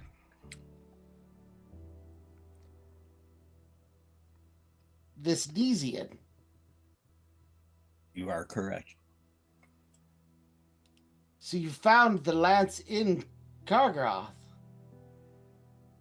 It was among, well, as part of the whole situation, defeating the entity, part of the compensation was to pick through what they had scavenged from, I believe they had a nearby a dragon horde, so it was in there. So we, when you're given choice of two things, you notice the Dragonlance and you choose that one. Oh, I can imagine just how annoyed my father will be to find out that there was a Dragonlance so much under his feet and he never knew it. Well, to be fair, it was in a dragon's hordes. I do want to touch on which order you are. Tanatar would have recognized on a 17. That I would be Order of the Sword, Okay. which is the 2nd level. While they're discussing this Dragonlance, I'm going to subtle cast Detect Thoughts. I'm not probing, but I am going to target Wadwick and just see his surface thoughts as he's talking about the lance. And Tim, if you want to whisper it to me, you can. It's up to you. So, say that again. Sorry, I was answering. So I'm doing saying Detect something Thoughts after. on you. I'm not probing okay. deep, but I'm just getting your surface thoughts as you're having this conversation about the Dragonlance, just to kind of get a feel for what your thoughts are, and you can whisper it if you need. Or you can tell it to everyone. It's up to you. But these are only what I know. So As you're asking, yeah. you're asking him, how he found it and all that type of thing. You definitely get enough thoughts that he's taken aback that this group has found one of the Dragonlances, one that evidently either wasn't used in the war or was captured during the war. But there's definitely some amusement having something to do with his father and exactly where it was located. There's definitely honest amusement there. And a little bit of... No, that would be deeper. You wouldn't get that one. Okay, cool. Joey, would I know that the lance was probably taken during the war as a spoil? Like, It was in a fit- dragon's hoard that now belongs to the city. That is what you know about it.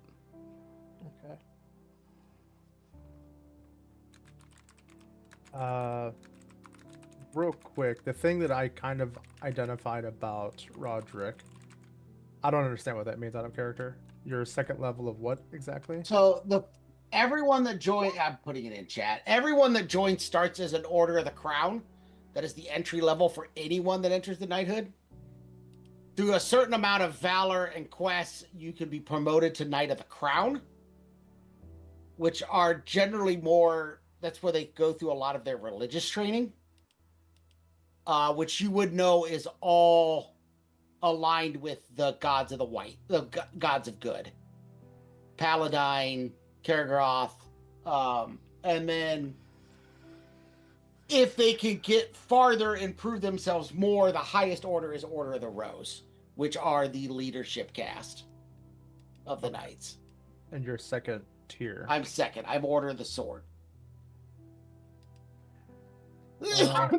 Order of the Crown is like 90% of the knighthood. 8% is Order of the Crown, and 2% is Order of the Rose. To give you an idea of what promotions mean. Okay. So Order of the Crown is basically the entire foot soldier backbone of everything. Yeah. Okay. After you kind of explain what you were kind of doing during the Dragon War, Tanatar will ask, in the years since the end of the war, what have you been doing to keep yourself active as the draconic threats have passed?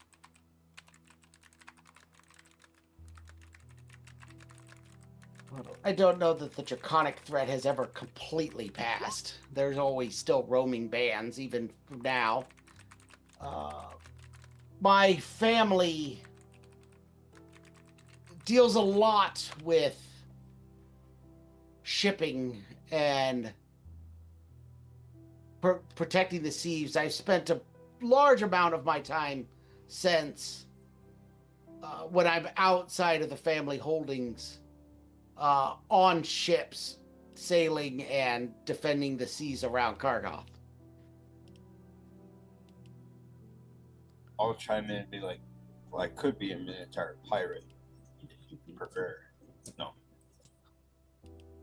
I have killed a few Minotaurs. Yeah, they are not generally easy to take down.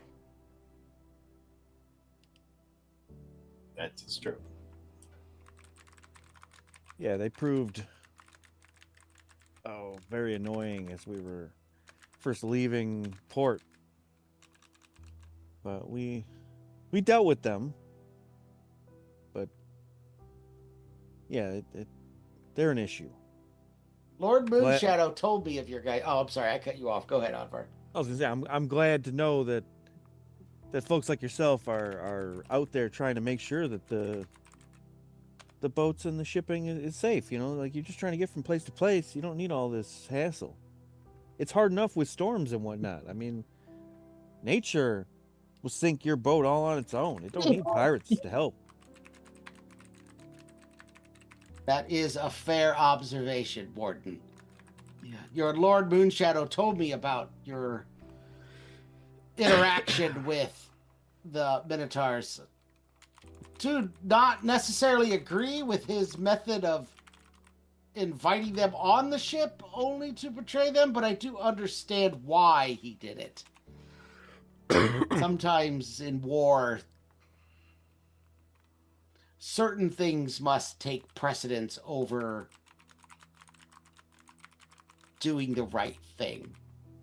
Tanatar, since you know something, you would know that is not normal for a Solomonic Knight to say that. Their general phrase is honor before death, basically, or my honor is my life, I think is their actual code phrase. They tend to be very stick in the mud. And what you just said was what again? That I understood why he did such a backstabby thing. The ends justified the means. Yeah.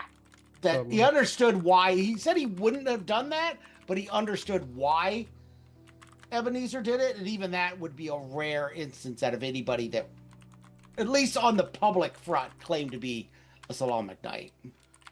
Okay.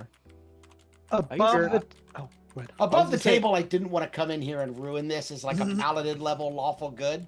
Yeah, So, no, that's fine. But above the table, I'm trying to remember, because I know I was involved in the Minotaur Pirates, but I don't remember which character I was. Did Tanatar and Nimbus deal with You the were pirates? Ebenezer. No, you were Okay. Ebenezer. I knew that there was one part where it was Ebenezer. I just didn't remember if Tanatar and Nimbus had ever done the. It was basically told to us that you either need to flee, fight. or Yeah, give them I remember half your that part. shit. And you said, "Well, I'm going to invite them on the ship to parlay, and we're going to figure this out." And they got on the ship. They're like, "Okay, you invite us on the ship. You're giving us half your shit." And you're like, "No, we're talking." They're like, "We're not talking." They're like, "Okay, then we're going to kill you." And so then we fucked them up. Yeah, So I remember the. basically- I remember the Ebenezer part. I just couldn't remember if Nimbus and Tanatar had fought Minotaur Pirates. it was Okay. just the three of us. Okay. No. Yeah, the they only- weren't there for Or that. Max They was were there. back. But what I Yeah, would Max say was is, there. I don't see that as Ebenezer double crossing them. He literally was like, "Well, I know they think that if we invite them on, we're just going to give them half our shit, but I want to talk." And they're like, "We don't want to talk." You're like, "Okay, well, if you don't want to talk, then we're going to fuck you up." It was right after I joined them. Yeah. He wanted to be diplomatic. When they came on the boat, they decided to cut ties and diplomatic communication. So Oh, when no, that falls apart, you just, gotta cut it off. Yeah. I just mean it wasn't like a double cross. We didn't like invite them onto the ship to like lull. Like we literally like, I didn't agree with that either. I was like, why are we even like, we're going to fight. Like, why are we even getting them on the ship? I just think he was itching for a fight. No. Well, no, Ebenezer was like trying to impress upon them, like, "Hey, we're not scared of you. Let's talk about this." And they're like, "No, we're," and we're like, "No, we're gonna fuck you up." And we did. I remember it as Ebenezer intentionally doing it to Yeah. lure them onto the ship to get them so we could fight them in hand to hand rather than ship to ship. That's how I remember guess. I don't know. Yeah, there's just two I was sides of looking this. at it of the view like, Yeah. why are we even letting them on the ship? But yeah, I guess you're Yeah. right. Like, he did want because Ebenezer does need to come to grips in melee. Yeah. But This is also somewhat how Roderick would see it, which may not necessarily be the same as everyone else would see well, it. I might not be remembering it correctly Yeah. either because clearly I'm not. Because I was like, no, we need to like throw up a wall of fire. We need to just hit them from range. Like, fuck these guys. No, I wanted to bring them on board because it was to be easier. To double cross. Yeah, I sort of.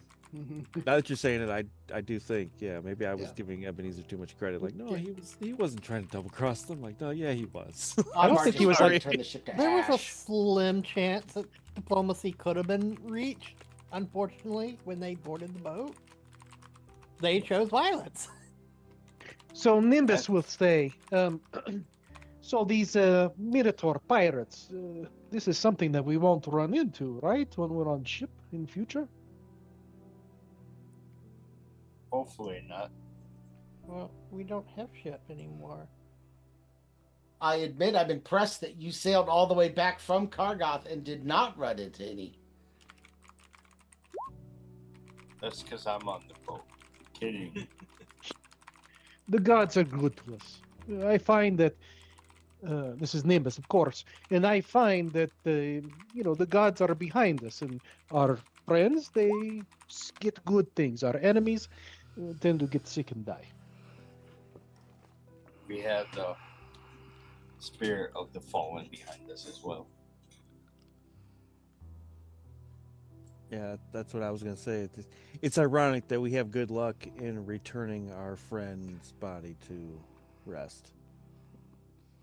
Had such luck held out sooner, perhaps other things would have happened. We've encountered so many dangers on our trip, sailing southwards and such. It seemed lucky that we didn't encounter anything on our way back. I have yet to witness or face such a foe as the Minotaurs, at least living ones. But if you are accomplishing your task or have accomplished your task so well, Sir Roderick, I don't believe we have high chances of encountering them again. You give my story a little too much power. The Minotaurs are not even native to this part. We are nowhere near ready to assail the Minotaurs' homelands and stop the piracy once and for all.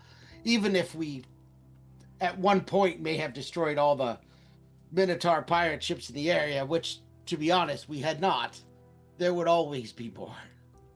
It is their life, it is their ways. Well, it is said that they suffered in the cataclysm of no fault of their own. So I guess they're kind of pissed.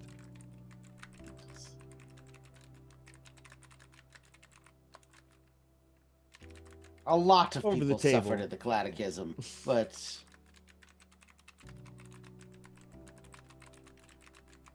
not necessarily an excuse for piracy, is it? No. Especially coming from a dragonborn. Above the table, like, I don't really know, but I see that they only are an island because the cataclysm blew out everything there. So, like, for all I know, they were just a peninsula and they were chilling, and all of a sudden they're like, what the fuck just happened? Well, piracy is one thing, but you got other groups that are just actively seeking out other races and eliminating them. So I would rather take piracy over wanton slaughter of a people, especially people that helped them during the war. Both is an option. I understand your sentiment, little dragon. I don't think you've told me your name yet. But to be fair, the Minotaurs would just as happily kill you for your plunder as take your plunder. You're right in the fact that their death isn't the reason for why they do what they do. They do it for money, but death also isn't a limit for them. Well, I wasn't specifically talking about the Minotaurs. Like, some of the ports that we've come across since Mr. Nesian brought these folks to destroy my home. In their post-war era have turn to darker tidings in the way they treat others. In fact, we had to help a young lady escape the region because otherwise she would be put to the blade just because of who she is. So I don't think they're very honorable in what they're doing in that sense of the being.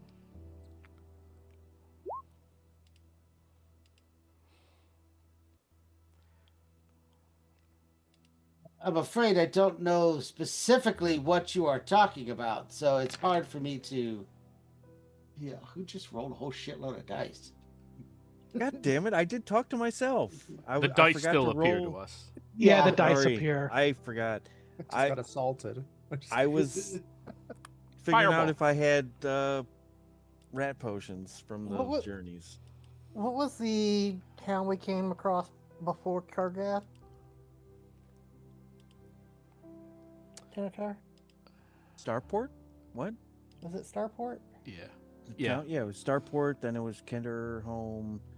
Then it was the weird mine. Starport was where she was Okay. in danger at. Was it Starport? Yeah. Yeah, so the I peop- know who you're talking about. Yeah. Sir Roderick does not. So I will explain that in the city of Starport during the war, the elves and drow helped folks escape into the underground for safety, but post-war they're being persecuted. And I don't think that's, because you say your order like works in that region. I don't I never find said that that. kind of. I never said that I worked out of Starport. My family is in Kargoth. Yeah, the region. You do realize that those are not that close to each other. They're more than a day by ship. It's not. They don't run each other. Starport has its own government and its own people that is not responsible to Kargoth. You paint with a wide brush, little dragon. Should I paint you with the same brush of all of the dragons that descended upon Somalia all those years ago? No. I assume most of the people from the war would. Have I done anything to equate you that I would? You throw a lot of anger at me for something I had nothing to do with. A lot of accusation. It's not so much accusation, it's more that I am scared of both my kind, the ones that were over me, and because that one scares the living hell out of me. I point at Max. No, I And remember. those that wear the clothing that you do. Because both wanted me dead during the war. Let's put it this way. He thought I was going to eat him when we first met. So I think he means no disrespect, but he still could be lunch. Joking. So, I don't know where Advar was standing, but all of a sudden he is just standing next to Sir Roderick. And he says, yeah, I see where, yeah. People always accuse me of being a thief, too, just because I'm a Kender. That's ridiculous. Oh, and by the way, I think you dropped this, and I will hand you something that I clearly stole from you. It's been a long time since I've been this close to a Kender. Now I remember why. Thank you. I'm glad you found my deck of cards. I'm very observant. You must have dropped them. Yes, I'm sure I did. Anyway, this is a solemn time. Now I have no aces in my deck. Let me update that. No, he has 6 aces in that. All of the same suit. Six Just spades. a couple extra, but they're actually somehow the same, like they match. Anyway, I believe that any enmities can be worked out among people. We've all found ourselves in the quote unquote employ of Lord Ebenezer, and like I'm sort of kind of showy when I say that. I still think it's funny, but you guys probably don't get the joke. And we're just trying to do good here, and we're helping the city, and we've got some lines on some things. I'm not sure what you're up to, Sir Roderick, but I always welcome new traveling companions, and you look like a guy with stories. I would also like to add, I need somebody my size to back me up. Well, I'm sorry, you're I'm up for like it. a third of you. That is true. I do prefer a couple of guys of decent size to get between me and the Minotaur pirates. Oh my. By Damn, the way, dude. above the table, can I say how nice it is to have a party that welcomes a new person in rather than being suspicious for like 2 or 3 sessions and like Oh no, see that's the thing. Above table, my character is paranoid of Oh, you anyone can be. from the war. no, you're So- good. You're good. I just like that the other people are like, hey, come on in, because I've been in campaigns where it's like suspicion for like several sessions, and you're like, how's my character gonna keep going with you guys if you're treating me like I'd honestly like to be suspicious, but the way I look at it, I mean, Kender wander the world for no reason. Like if you're suspicious, you're not wandering aimlessly. Yeah, that's true. Yeah, you're curious, not suspicious. Like you just want to like meet up with people. It's like, hey man, like you can always have some traveling companion. Like I said, I've had a lot of traveling companions, but they all haven't been my friends.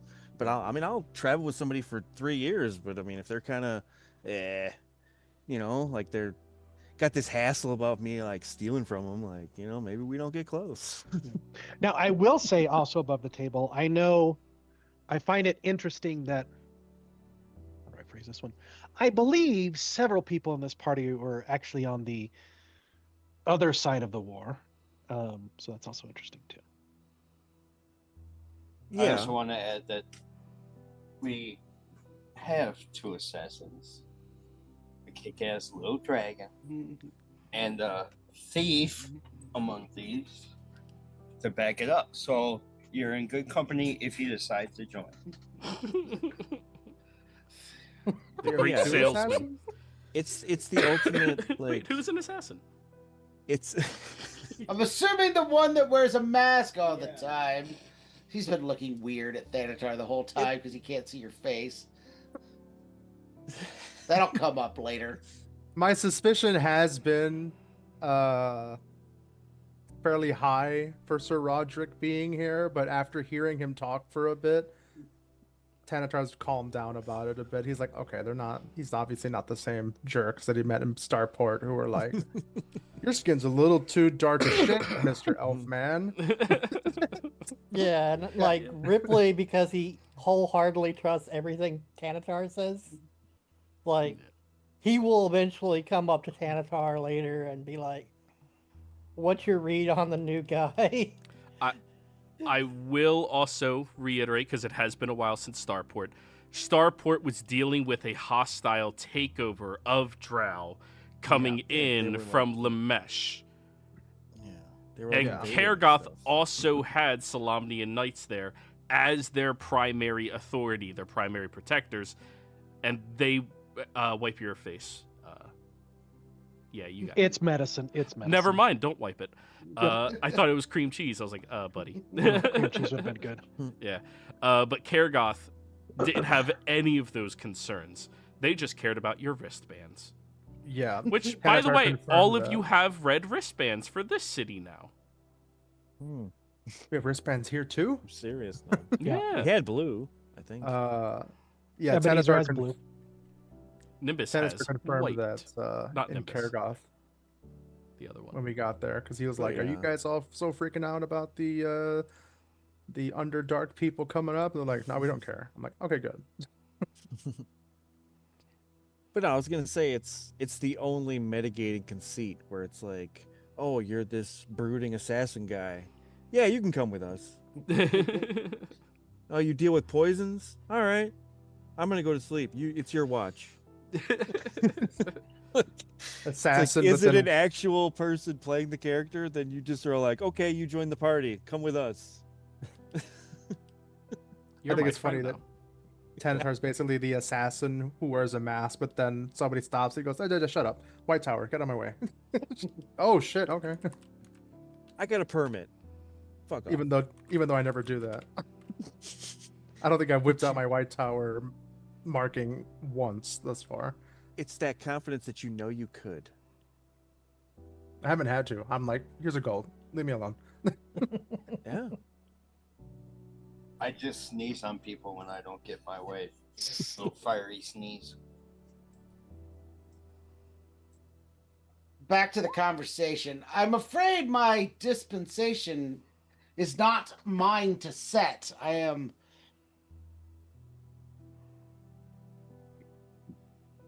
under the command of Lord Moonshadow, so it will ultimately be up to him as to where I go next and what he needs me to do. I think it also accounts for what we're going to be doing because we lost our keys, which means we probably lost our ship. He might Kim. outsource that ordeal to another, or he may give it back to us in a different capacity. But, Can't start the ship without keys. Yeah. I was gonna mention we still have our captain who's watching over our ship, correct? Who Yeah. was being paid by the man with the keys. No, Well- they were getting paid by Ebenezer. The guy Ebenezer whose house you're Moonshadow currently owns- in. Yeah, he owns the ship. And above the table, because Ebenezer would know this, Sir Roderick is the son of a Ashmont. noble in basically, I don't remember if we decided if they were the family in Kargoth or outside Kargoth, Joey. I sent you a message on whether they would be either the knights running the city or they would be the outside of the city, and I don't care either way. Outside of the city. Yeah. So, but you do know his father is a noble. And Okay. so Roderick is technically a noble and would have all of the training necessary to fulfill Nesian's above the board role as your, maybe not necessarily the negotiator, but as the person keeping track of books. And so he would have all that training as Okay, the cool. son of a noble. I did plan for that. Nice. And yes, of course. At this point, Ebenezer, come in. All right. Thank you all for coming and joining me here.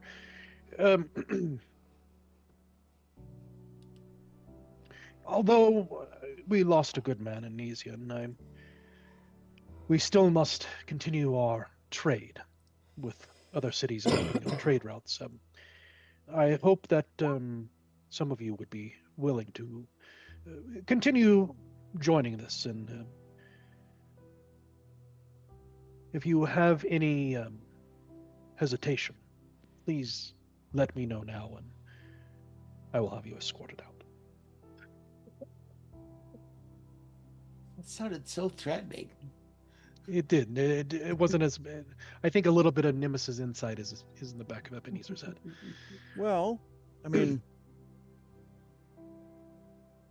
despite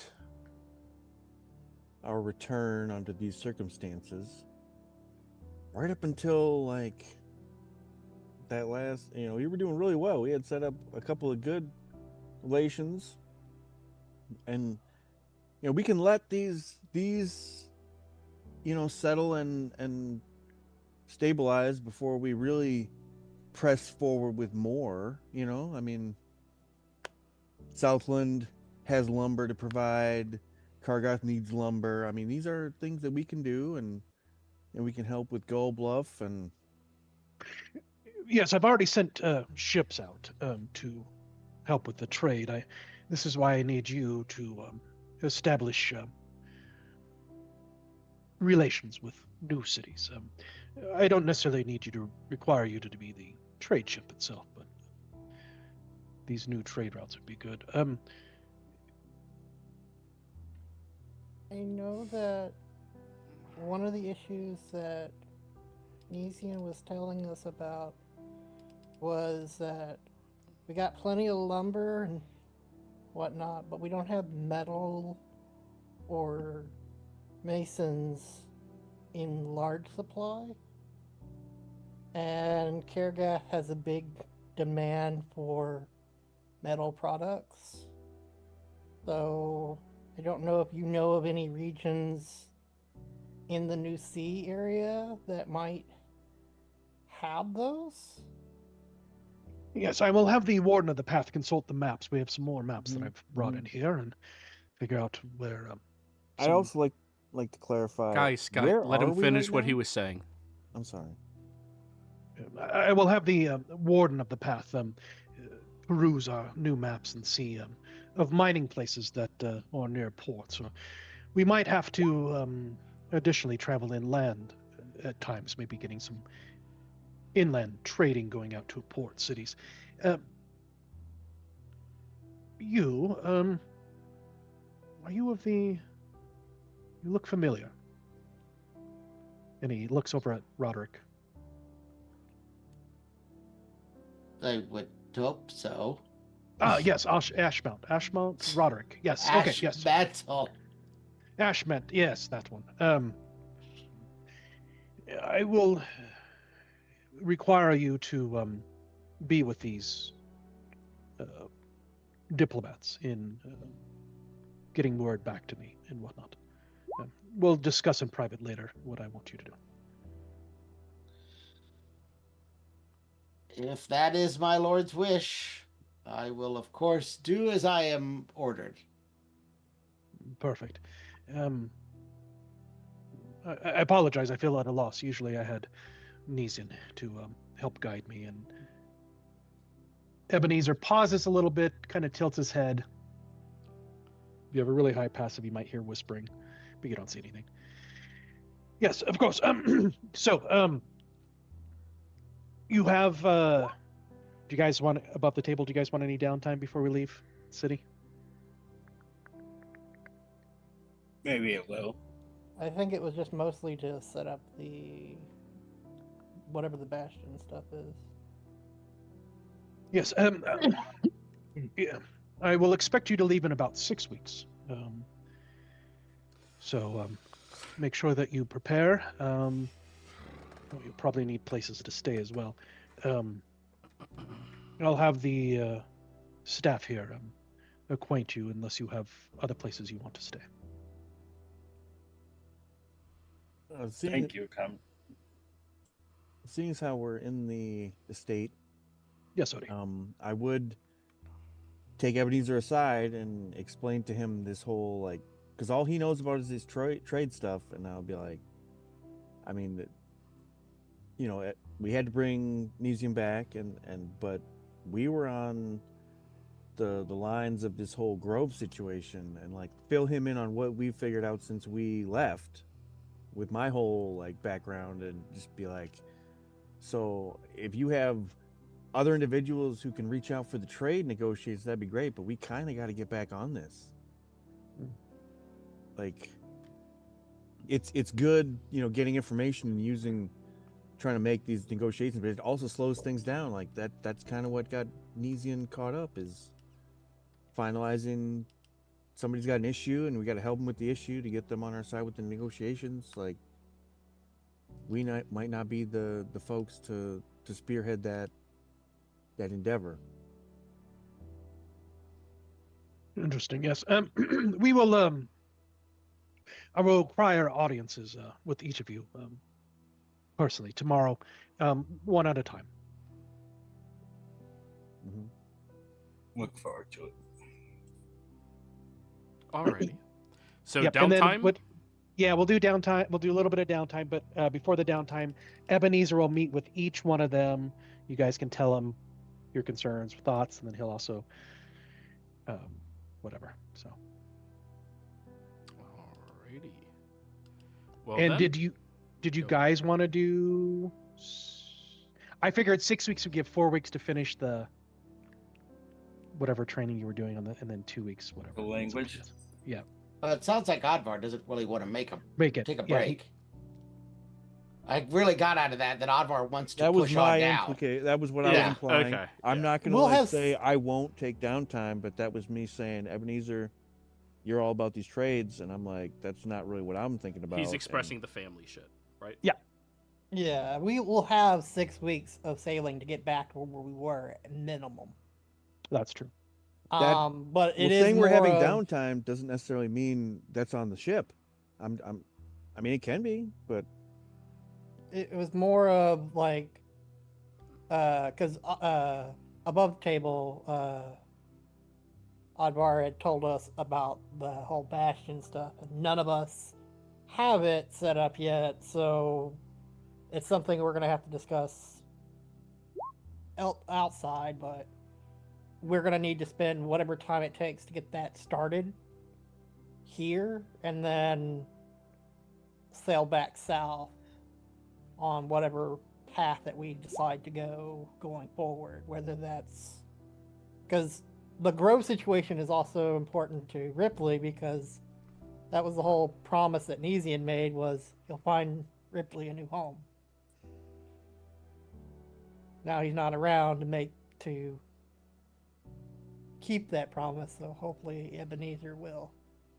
Yeah, and that's why I kind of figured if I'm not talking about downtime right now, but in between there, that's why Ebenezer wanted to set up private meetings with each person individually so we can figure out what everyone's doing, but then also above the table, then he can get a better connection with Nimbus and then communication. He and Roderick, Ebenezer and Roderick, can then solidify what Roderick's going to be doing.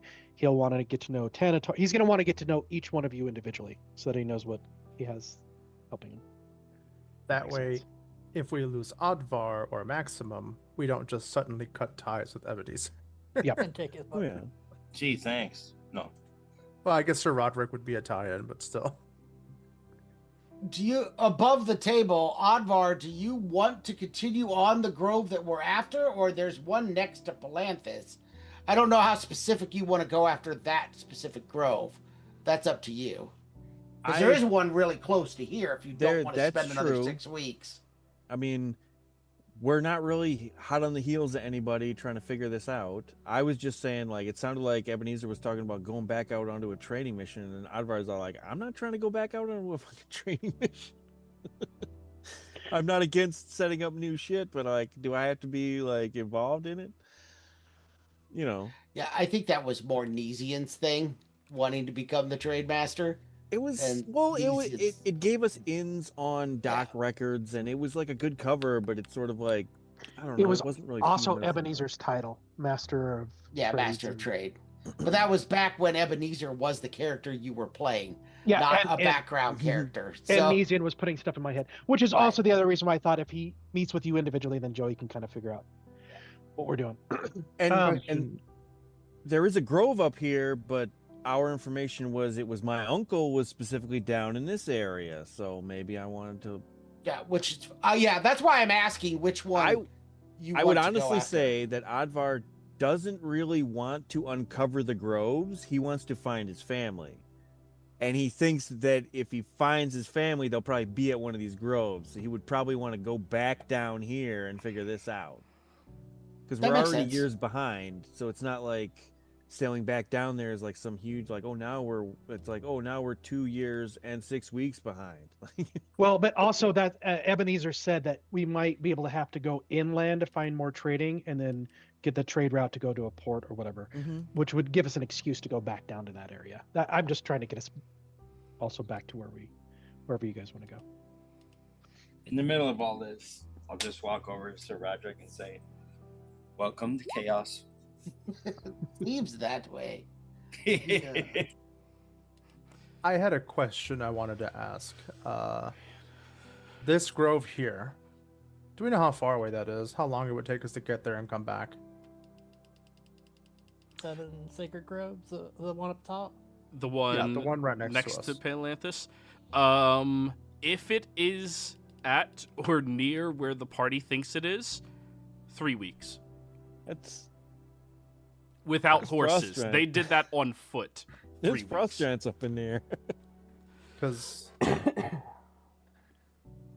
I'm just thinking, we did have the intention of coming down to Newport, stopping at ports along the way, getting the contract started, but eventually making our way down here. The only reason that we're back is because we lost Nesian. Otherwise, we would have continued on our trek towards Newport and potentially stopping at either Port o' Call or Crossing or something like that, and then continuing this route.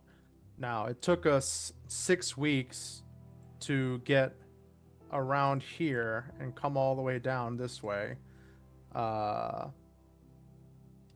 potentially having the downtime of 6 weeks staying in Palanthus.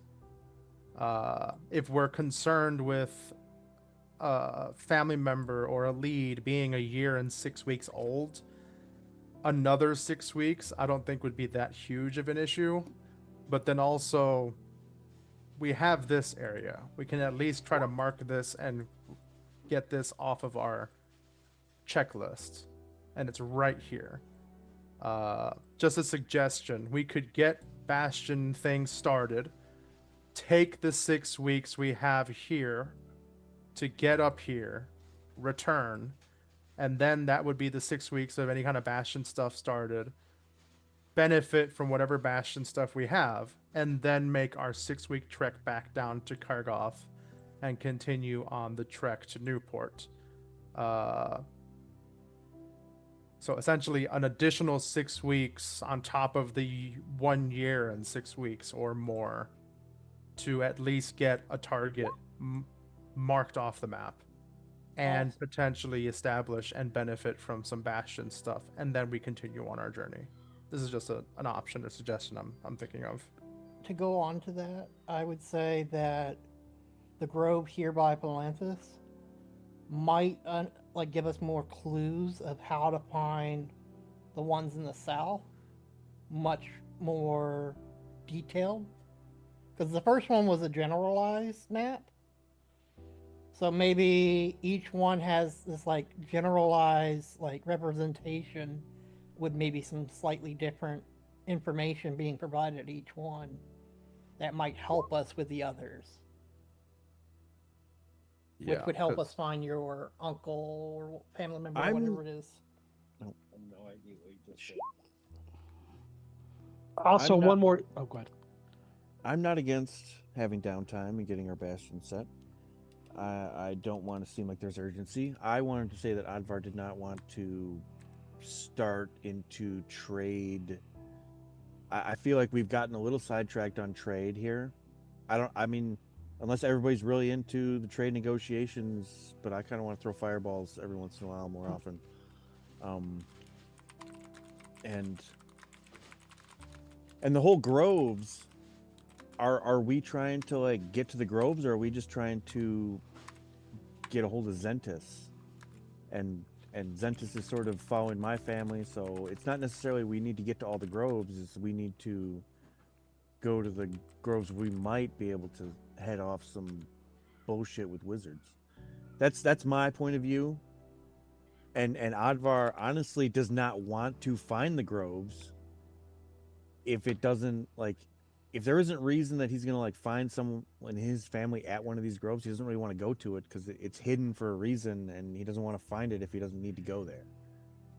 You know what I mean? Because that almost makes it more vulnerable. Do we know what was the reason that we thought that your uncle came down here? I forget. He was seen in Starport talking to people, and they were talking about the groves. We got really weak intel. But he was in Starport and waited, and we figured out that he met White or somebody maybe associated with the White Tower in Starport, and we kind of tracked back where they came from. They came from Kargoth, and then in Kargoth it said that my uncle had taken a boat from Newport, I think, up through Port o' Call into Kargoth, did some shit for a few weeks, and then met them in Starport. So maybe there's something on the ground here, but because Sorry. Yeah. No, My- I'm just to We- illustrate. Advar wants to find his family, and he doesn't really care about the groves per se. He wants to figure out who's fucking with the groves, but just finding the groves isn't necessarily going to keep them safe. Well, why did you go to the first grove where you So, found me? I want to Is that- cut you off for just a second. Everyone read what I posted in chat and do the thing, but also now you can continue. Like, from my understanding, one of your relatives was at the grove at some point that I was at. And they're not there anymore. I can tell you what I know. We, as in Nesian, Ebenezer, and myself, met Nimbus and Tanatar up near Gull Bluff at the gates of Paladine. And at that point, Ebenezer sailed back and we continued on. Tanatar had a letter that referenced, it was from my mother to my uncle, who I thought was dead, referencing this other kind of grove shit. And so we went to where they found the letter, which was near one of the sacred groves, which is where we met you. So we found the letter. He initially, I guess, found the letter at that battle site or something that we later investigated, and then near there was the grove where we met you in the treehouse. So that's why we went to the first grove, was on the trail of the family.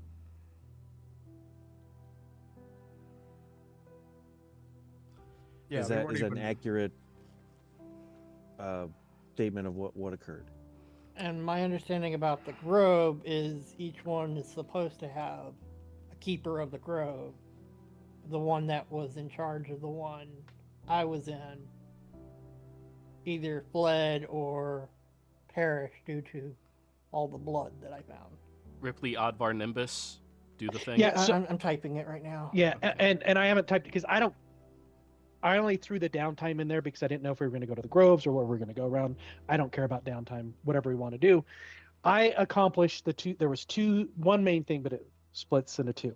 I wanted us to go back to Palanthus, so that Nimbus and Ebenezer can actually meet. Because above the table, I have sending, and I can check in with Ebenezer, but he had no real reason to be doing that prior to that. So now we'll have sending, so we can communicate back and forth with Lord Ebenezer, and then also just to establish us deeper with Ebenezer, so we can get our bastions started, and that each one of us would have a relationship with Ebenezer. So I've done what I wanted to accomplish, and after that, we can, yeah. So that's it. Yeah, That's the and main reason. Yeah, and for me, it's like just get the bastion set up, and if we're going to explore the site here for more information, maybe get in contact with the keeper of this grove to find out Alright. any information about Advar's aunt or grandmother or whatever that was at the other grove. Okay, if I can make a suggestion then, let's just do 1 week of downtime so everybody can set up their bastion and be happy, since we have 4 votes or 3 votes for 0. Yeah, that's fine. And really, Yeah. The other thing is I didn't want Ebenezer like, oh, thank you for coming. Bye, see you. Yeah. Head out tomorrow.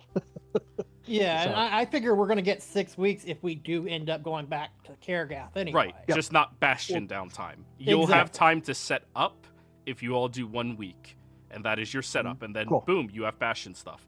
But then Perfect. we're not wasting we're not spending a lot of additional time doing all of that shit.